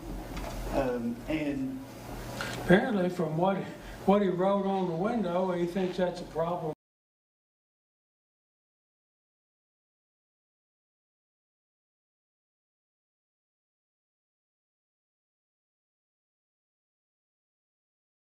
All right, folks, sorry about that. We're having some issues with our feeds here, so we're going to pivot away from Tennessee. If we're able to get that court hearing back, we certainly will bring you there. Meantime, we've got, looks like the Senate that has reconvened here. It's in session today as we are on day 27 of the government shutdown. We do not have any scheduled votes on any sort of measures to fund the government today. However, we've been seeing time and time again here folks taking to the floor to make commentary. So we'll listen in for just a bit and see if they're having any sort of dialogue. But I will say it does kind of look on the quiet side. Okay, I'm being told it's quiet. Let's go to weather, folks. We know it's super rainy out there and it's cold too, so really just kind of a gross day. Let's see what's in store for the rest of the week. Good Monday afternoon. I'm meteorologist Becca Birdsall taking you straight out to the tropics where we do still have Category 5 Hurricane Melissa. This is about 145 miles southwest of Kingston, Jamaica, producing winds sustained at 165 miles per hour with gusts around 200. So this is a slow moving system right now moving west at 3 miles per hour. So this has been dumping lots of rain and intense winds even before it's expected to make landfall, and it's expected to do so by the time we go to tomorrow morning as a Category 5 hurricane, bringing life-threatening storm surge and destructive winds, and feet of rain are expected that could lead to mudslides, long-lived power outages, and just catastrophic impacts. After it passes Jamaica, we'll continue to pass over Cuba as a major hurricane and continue to track to the north and to the east. But we do have hurricane watches and warnings all across the Caribbean, especially over towards Cuba and portions of the Dominican Republic. This will continue again to bring historic impacts towards the Caribbean going over this week ahead. Now, Melissa marked the third Category 5 hurricane that we've seen so far this season. If you remember Aaron and Humberto, they actually had no impact on land. So this one, unfortunately, Melissa, is going to have a direct impact on Jamaica. And this is just behind the #1 spot that was 2005 that also included Katrina. Here locally, here's what we're dealing with. Clouds, wet conditions, and just chilly temperatures. Highs only making it to the lower to middle 50s. It is also going to be a breezy day. That means gusts upwards of 30 miles per hour at times, which means we could very well see rain moving sideways. So here's what we're expecting in terms of weather impacts. Periods of rain, highs in the 50s, breezy conditions. But because this is going to be coming over a period of days, that means minimal flooding impacts. Just have to beware of those wet fall leaves. 3-day forecast today begins the wet and unsettled pattern. This continues Tuesday, Wednesday, before starting to pull out by early Thursday. So here's that setup. We've got a high pressure system up to the north. Those winds from the northeast back up against the Appalachian Mountains. That's the shallow, that's the cool air, but then you have more moist air that goes aloft. This creates precipitation, exactly what we've got in the forecast over the next coming days. Highest accumulations in the high country, 2 to 3 inches. Everywhere else, a good, healthy 1 to 3. Again, this will be falling over a couple of days, which means the excessive rainfall impacts will be low, but not zero. Still in the green everywhere, especially Charlotte, all the way up towards the high country will be under that risk, especially for street flooding. So with futurecast timing this out for you, it will continue to rain going into the rest of today. Some pockets of heavier rain will be embedded with the system. This continues for your Tuesday morning commute. But notice Tuesday lunchtime, a lot of that rain starts to pull out. So for the second half of Tuesday, we'll keep the clouds, drizzly conditions, but not looking nearly as wet. wet, but we got another round coming as we go into Wednesday afternoon and evening before completely drying off for early Thursday. So our high today, 55. Well, it's actually 15 degrees cooler than our average high of 70 degrees so far this year. Jerry Hunt SuperCenter 7-day. We are weather impact alert day, not necessarily for severe weather, just nuisance. It's going to be chilly, wet. Definitely dress accordingly. We'll carry this into Tuesday and Wednesday, although not raining just continuously. Like I mentioned, there will be breaks in between the rain. By the time we get to Thursday, we'll be drying off. Sunshine should break out for the second half of the day. Because of that, we'll bump back up. Highs lower 60s. More sunshine expected for the start of your Halloween weekend. That means trick-or-treating plans, keep them. Highs will be in the lower to middle 60s, but those morning temperatures upper 30s to lower 40s. So there you have it, folks, and we'll just keep in mind, of course, that we're not the only area dealing with weather impacts. We've got some pretty historic impacts going on in Central Florida right now, as 2 municipalities have declared a state of emergency because of the flooding that they are seeing. One of the municipalities is in Lake County. That's where officials are actually giving a briefing as we speak. It sounds like Lake County Emergency Operations Center now at a level 2, which is partial activation, and there's a phone line for folks to come and call and report damage to their homes and property. Let's listen into the emergency management. But we did see over 14 to 19 inches of rain in some areas within a very short period of time, which caused the destruction that you see behind us today. We had significant flash flooding across Lake County, particularly in Mount Dora and Eustis, with multiple vehicle rescues, road closures, and infrastructure impacts. We are in ongoing coordination with our municipal partners as the county, and we are also working with FDOT, FDEP. We have also been working with the executive director of the Florida Division of Emergency Management to make sure that we can get recovered as quickly as we can from these impacts from the storm last night. In terms of the folks that were rescued, we did house up to 12 residents until about 1:45 in the morning. We were able to partner with a local faith-based partner, and they were able to take those folks in until they could get to where they needed to go. In terms of the roadway damage, the stormwater systems were overwhelmed that caused the erosion and the road washout that you're seeing.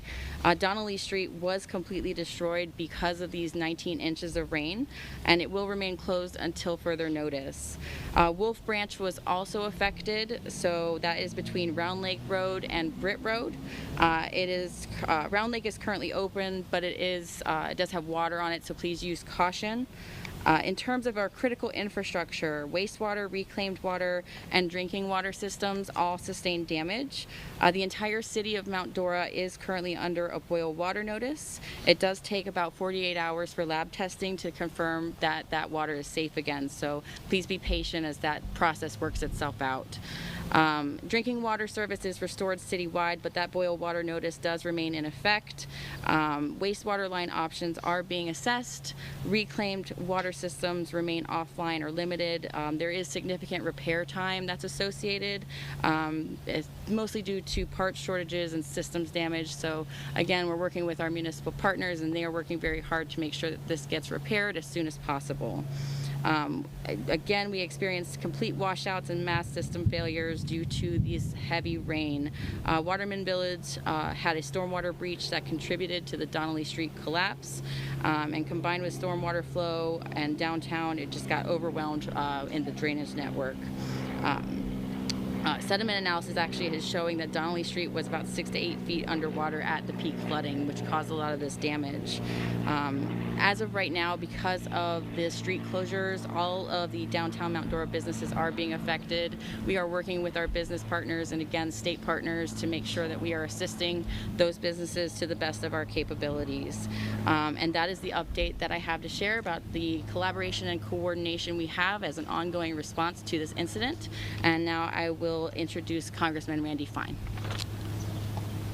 Well, thank you, and thanks for having me today. Because the government is shut down, I'm not in Washington, I'm home. So when I heard about the issues here in my district, I wanted to come over and see them. And I wanted to tell everyone here that we will be committed to do what we can at the federal level to help with the infrastructure issues. And I'm grateful not only to my staff that is here, but to the FEMA staff that we have coordinated with, all of whom are working unpaid thanks to the Democrats' decision to shut down the government. And I do want people to understand something, because they should be very angry about this.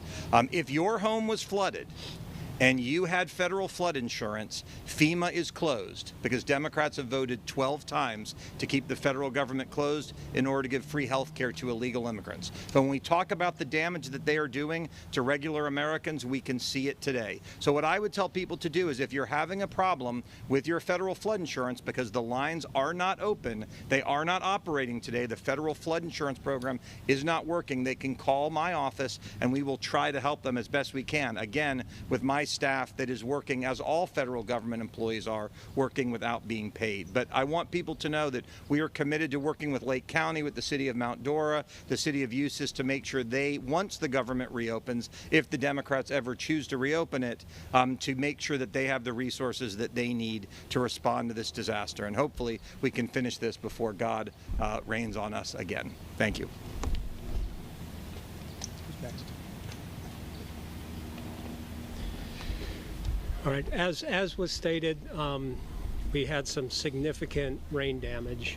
You only see one small section behind me. Waterman Village has two basically 40-foot ravines destroyed behind the homes. So we've evacuated close to 20 homes in Waterman Village. Waterman Village took care of their residents, and they have them housed elsewhere. But there are currently a number of homeowners that aren't able to return to their homes safely until we get the bank stabilized. That's 5 feet. It's basically 5 feet behind their houses, drops off 40 feet. It's all wet, and so it's continuing erosion. Over here on Old Eustis Road, we have a washout. The Florida Department of Emergency Management is on site. They've been getting drone pictures, trying to assess all the damage. We're going to be able to repair what we can quickly, but obviously, looking behind me, this is not going to be open anytime soon. We kind of, in Mount Dora, we have all of our hills, which is a very different thing that other people, because all our water just flows in one direction downhill, and that's what you see with these washouts. Our topography is very different than most of Florida, so we have problems that they saw in the mountains with the other hurricanes, that massive amount of water. So luckily no one was injured, and we're here today to answer any questions you have about it, but you know, we will be working hard going forward trying to fix the damage, but it's going to take state effort and county effort and other things. So I'll take any questions. Mayor, can you speak to the timing of this? I mean, we've got the holidays coming up, and this is one of the main thoroughfares heading into downtown. It will not be open for Christmas. I can almost guarantee that. It's a major project. As you see, it almost requires a bridge to get across that ravine now. So it's not something you see in Florida often, but certainly we're looking at a year at least until we get the major infrastructure. So. And can you speak also, we've had some residents reaching out saying, hey, look, we're concerned about this development on 441 around the curve where the old orange groves were, that may have contributed to this flooding. Would the city have a stance on that? Well, no, not at this time. Obviously, there's a lot of factors. I told about the Waterman breaches of the stormwater there, so we don't know exactly what all caused it, but there's water coming from every direction, and so we haven't made a full assessment of what contributed to the damage, but that water came from everywhere and took out a road. So, Mayor, a lot of residents have expressed frustration going back to Wolf Branch. The same section washed out almost a year ago from Hurricane Milton, and now we're dealing with the same section being washed out again. It's a pretty big traffic problem. Where does the city go from here? And what's your message to residents who are feeling that frustration? Well, that's not a city-maintained road, so it's county-maintained. They're out there now working on it. I was out there to see it. It's a problem that we have constructed roads and houses in floodplains and it was dry for a while here for a couple of decades, and people started building where they shouldn't. So, but I mean, that's been here since I was a kid. So, it's obviously an event that hasn't occurred in at least how many years? 50 years. People building where they shouldn't. What do you mean by that? Well, I mean, I think the county purchased a home that was constantly flooded during the storms to help with the stormwater management. But that's something to be directed at the county. So, Megan, did you guys have the first responders have to rescue people out of the cars stalled out? yes, I'll let Chief Hightower speak to that. I'm Joe Hightower, I'm Fire Chief for the City of Mount Dora. Yes, during the peak of the event last night, we did have multiple rescues in progress. Actually, here behind us was one. Had several on Pine Avenue and in other parts of the city. Fortunately, we had no injuries or fatalities. So, outside of just the rescues, that's all that we were able to do. Can you describe what happened in that rescue behind us? So the occupant was able to get out of the vehicle on their own prior to, obviously, the car going off the ravine. Walked out, and we went in to make sure that before the car did leave the road that there were no other occupants inside the vehicle to verify. And then you removed the car today? Yes, they had a company come in and to remove the car. What was that like? What did it look like? Was you here? I was not here. I've seen a few pictures. Probably just a normal, like they do on any accident scene. Megan, would you mind speaking to Wolf Branch and how long it's looking like that road's going to be decommissioned? Mayor's saying a year, about, give or take, for this road, but for Wolf Branch too. That's a major thoroughfare in the county. It is, and it's difficult to give a complete time frame of what that's going to look like. I can tell you we are currently working hand in hand with the Florida Division of Emergency Management. They are in my EOC right now, working with our local hydrologists and engineers on how we can better fix that road moving forward. Is there any look at maybe like a temporary fix to that? That I would not have an answer to at this time. It is an ongoing discussion that we're having as to what the best course of action is going to be moving forward. Any advice that you have for the residents that will worry you for what can happen on the next days? I'm sorry, can you repeat that? Any advice that you can bring to the residents that live close to here and we're worried for what can happen on the next days? Yeah, if we have additional rainfall today and we have additional high water situations, we're actually working on a solution to make sure that that does not happen again for this particular event that we may be expecting to see this afternoon as we hear the thunder above us right now. So we are actively working on flood mitigation measures for that, and then moving forward, any advice to residents is just if there is high water coming onto your property or if you see it in your area and you're driving, definitely do not drive into that flood water. We don't want to see additional residents have to be rescued from their vehicles, so just shelter in place until you can't anymore, in which case call for a first responder to help you. Is there any estimate with how many structures, either this would be a question for you or a question for Mayor, have seen water incursion? Is there any kind of estimate, even just people driving around eyeballing? I know for us, countywide, we are actively working on those damage assessment numbers, so we are encouraging residents, if they had water incursion and did not call our first response or our dispatch agency at the time that it was occurring, they can now call our Citizens Information Line until 7 p.m. tonight, and we are assessing the need for it further into the week as well. But as of right now, we are asking residents to give us a call if they did see that kind of damage to their homes, so that we can make a record of it and start that damage assessment process and get that information to the state as well. Do you have that line, the phone line off the top of your head? Or? It's 352-253-9999. Thank you. You're welcome. For those people living in Waterman Village that can't go home right now, any estimate on when they'll be able to return? No, we don't have an estimate because we don't have the engineering to determine when we can stabilize the bank. So, I mean, that's the first step. But hopefully we can save all the homes so they can return. But the timeline is out of our control right now. We got to figure out how to stabilize it. And who's rehousing them? Was that Red Cross? No, the Waterman Village. Okay. It's a private entity, and all the homes there, so they're taking care of their residents. Around town, there's been several homes that have been water intrusion. As I was driving around Waterman Village, up at the top of the hill on the other side, there was water flowing into homes. People had their carpets out, so we're not even close to getting a full assessment of how many homes were affected by this. Mayor, where does the city go from here? A year without Donnelly, a year without businesses being impacted in historic downtown Mount Dora. You know, is this a sign that, you know, our municipalities here in Central Florida need to take a really long, hard look at their infrastructure? Well, I mean, this is something that we had planned for a boardwalk on the side that got washed out in Milton, and that was out for bids right now. That we pulled those bids because we got a whole new project we've got to bid. But we're working with Department of Transportation. There's a new access road, Fiddler. It's Grandview all the way to downtown and to limit here.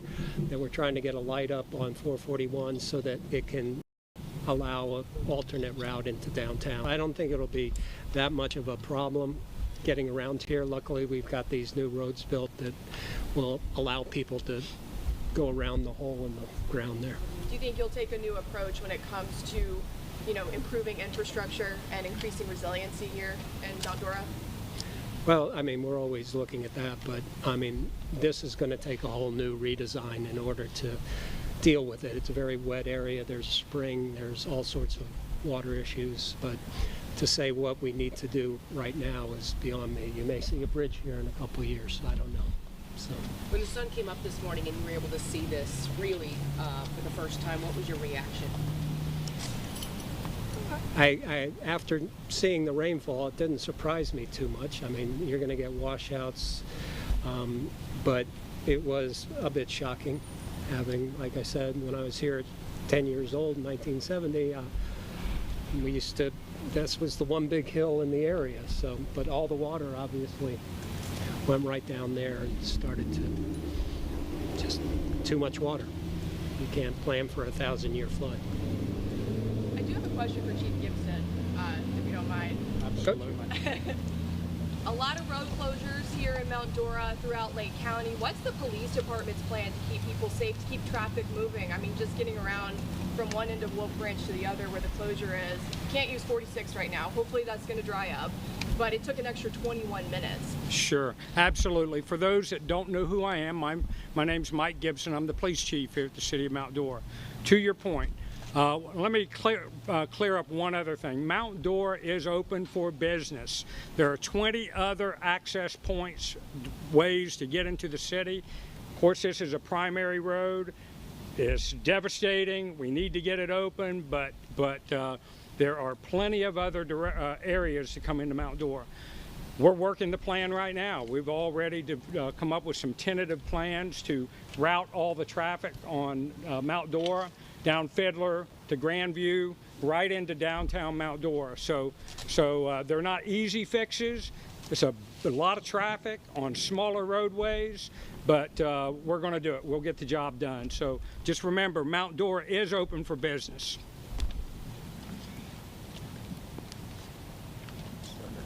Yep. Well, if there's no further questions, we'll wrap this up. And if any of our residents have any problem with any flood intrusion, make sure they call the city, let us know about it. We're still assessing damage, and there's other pockets that we need to assess. So just a word out to. My question for Randy: what kind of federal aid might be coming? The question is what kind of federal aid might be coming. The answer is nothing until the Democrats reopen the government. I mean that's the sad truth. I mean, you talked about the federal flood insurance. Sure, I think the governor has to make a decision about whether he declares a disaster area. The federal government will look at that, but we'll be doing what we can. And I think we've already been making those communications today so that we can help. Sorry? You haven't heard from the governor yet about what he's going to do? No, I have not. Okay. All right. Okay, well, you good? Thanks. All right, let's wrap this up. Thanks, y'all, for coming. Just in time. Yeah, I was like, have a little run. Once again, folks, we were listening in on a briefing from Lake County, Florida. This is in the Orlando area where a couple of municipalities have declared a state of emergency because of the historic flooding that is underway. We'll keep you updated as we see more coming out of Florida on the weather front or elsewhere. Meantime, you kind of heard actually in that press briefing the alluding to the fact that there are going to be some impacts for folks in this area because of the ongoing government shutdown as it pertains to getting federal aid, it sounded like, according to that congressperson. But we've got some talk happening right now on the Senate floor. So we've got Dick Durbin speaking, of course, a Democrat out of Illinois. So let's listen in as once again, we are in day 27 of the government shutdown. No plans on a vote on any sort of funding measure, but we do see dialogue continuing. And someone who has been detained and get little or no cooperation from the federal agencies. These are the tactics of dictators in faraway countries, not American due process. But that is the reality of what we're facing. I asked the mayor of Elgin what he thought about the population, the Hispanic population in his town. He said, Senator, 50% of the people in my city of Elgin are Hispanic. Many of them are immigrants. They make for a great community. We just had a beautiful festival with 10,000 people showing up. It's been a tradition in Elgin for a long time and one we're proud of. And he wanted me to make a point of telling, he made a point of telling me that they are changing the ordinances in Elgin so as to make those who are protected by DACA eligible to apply to be firefighters and policemen. The one for policemen has been on the books for a while. Now they've expanded it to firefighters. And they have a long line of people interested, immigrants who are prepared to risk their lives to keep their community safe. That, I think, is a great story of a great town, and I'm proud to represent them. But we cannot be proud of the tactics that are being used by ICE and by the Department of Homeland Security. If you're going after serious criminals, the worst of the worst, the litany that is often given by President Trump at his rallies, count me in. I'll be part of that. But to terrorize people in their homes, to make them afraid to go to church, afraid to go to the market, afraid to go to a restaurant, is not what this country is about. There's only one parallel in history that I can think of that has occurred in my lifetime. And that, of course, would be the internment of 120,000 Japanese Americans during World War II. It was a discriminatory policy in the midst of a war that took these people from their homes and their businesses and held them in camps scattered around the west of the United States. We look back on that years later and say that was a terrible mistake. That is not what America is all about. I was a member of the House of Representatives when the United States government under President Clinton issued a formal apology to Japanese Americans for that policy. Sadly, we are building up another occurrence in the United States with the actions of ICE and Department of Homeland Security when it comes to Hispanic Americans. Profiling is part of the process, and it's a disgrace that it is. That is the reality of what we face in Chicago, and that's the reality of what they're going to face in other states to come. It is time for not only the clergy to speak up, but people who care to speak up, who believe in human life and the value of it, and believe that people need to be treated with respect. Mr. President, on an unrelated issue, over the weekend we witnessed another brutal Russian onslaught against Ukraine, a scene brazenly repeated after overtures made to Russian President Putin to end the war. I do not begrudge President Trump for trying to engage with Putin. I've met with my fair share of autocrats in my political career. But Putin is not serious about negotiating into the war in Ukraine. He is not driven by real estate or personal financial motivations, but by deep personal grievances and twisted readings of history and nostalgia for the Soviet Empire. So much so that Putin has been willing to slaughter thousands of innocent Ukrainians, kidnap children, send more than 1 million Russians to become war casualties in pursuit of his myopia. And we should also be under no illusion that this is just a Russian assault on Ukraine. It is an assault against the United States values, and it's an assault against NATO and its allies. Last week again, Russia entered NATO airspace, this time in Lithuania. The move followed years of increasingly provocative Russian incursions, and Russian planes have entered the Alaskan Air Defense Identification Zone at least 9 times this year. I welcome President Trump's recent decision to tighten sanctions on Russia. He can and should take further steps to increase military and economic pressure on Putin. And we in Congress should finally pass sanctions legislation, which has 80 co-sponsors of both political parties, and we should do it soon.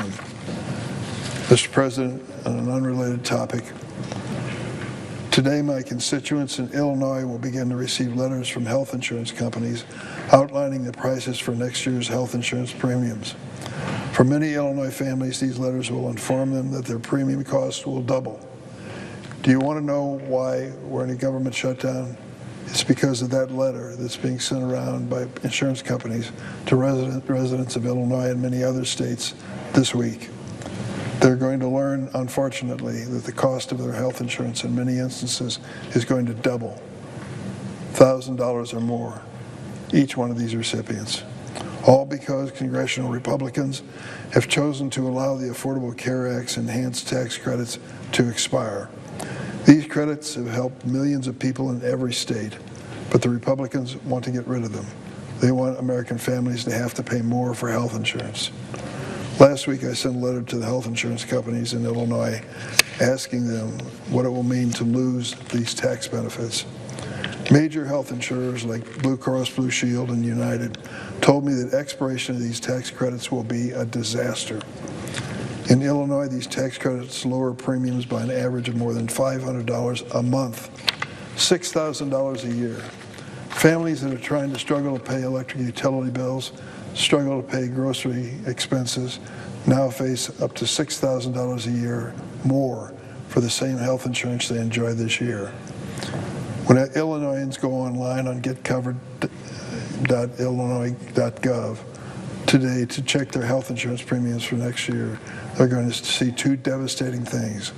First, nearly 400,000 Illinoisans will have to grapple with the reality that they may no longer receive the premium assistance they had received this year. These losses could reach hundreds to thousands of dollars a month, depending on the family size. Second, they'll see that across our state, health insurance premiums are going up approximately 30% next year, fueled by these expiring tax credits from the big, beautiful Trump budget bill. It's a double hit. Loss of the enhanced tax credits and underlying costs skyrocketing, all because the Republicans in Congress refuse to sit down with us now, and fix this problem. Listen to what Melanie from Elmhurst shared with me.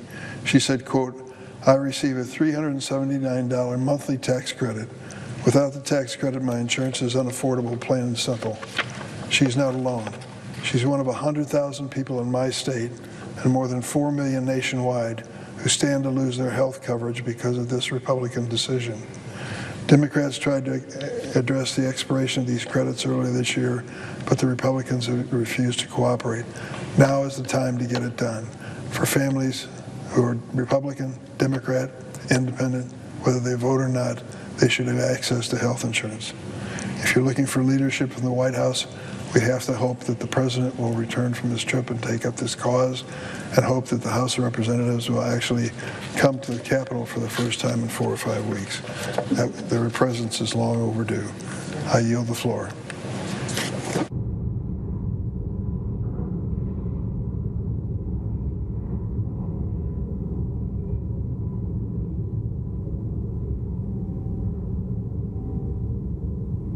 All right, folks, so we will keep an eye on any sort of Senate discussions going forward here. As we mentioned, day 27 of the ongoing government shutdown, although you heard some commentary, not particularly shutdown related, fully. There were other topics discussed, so you never know what you hear senators speaking on today.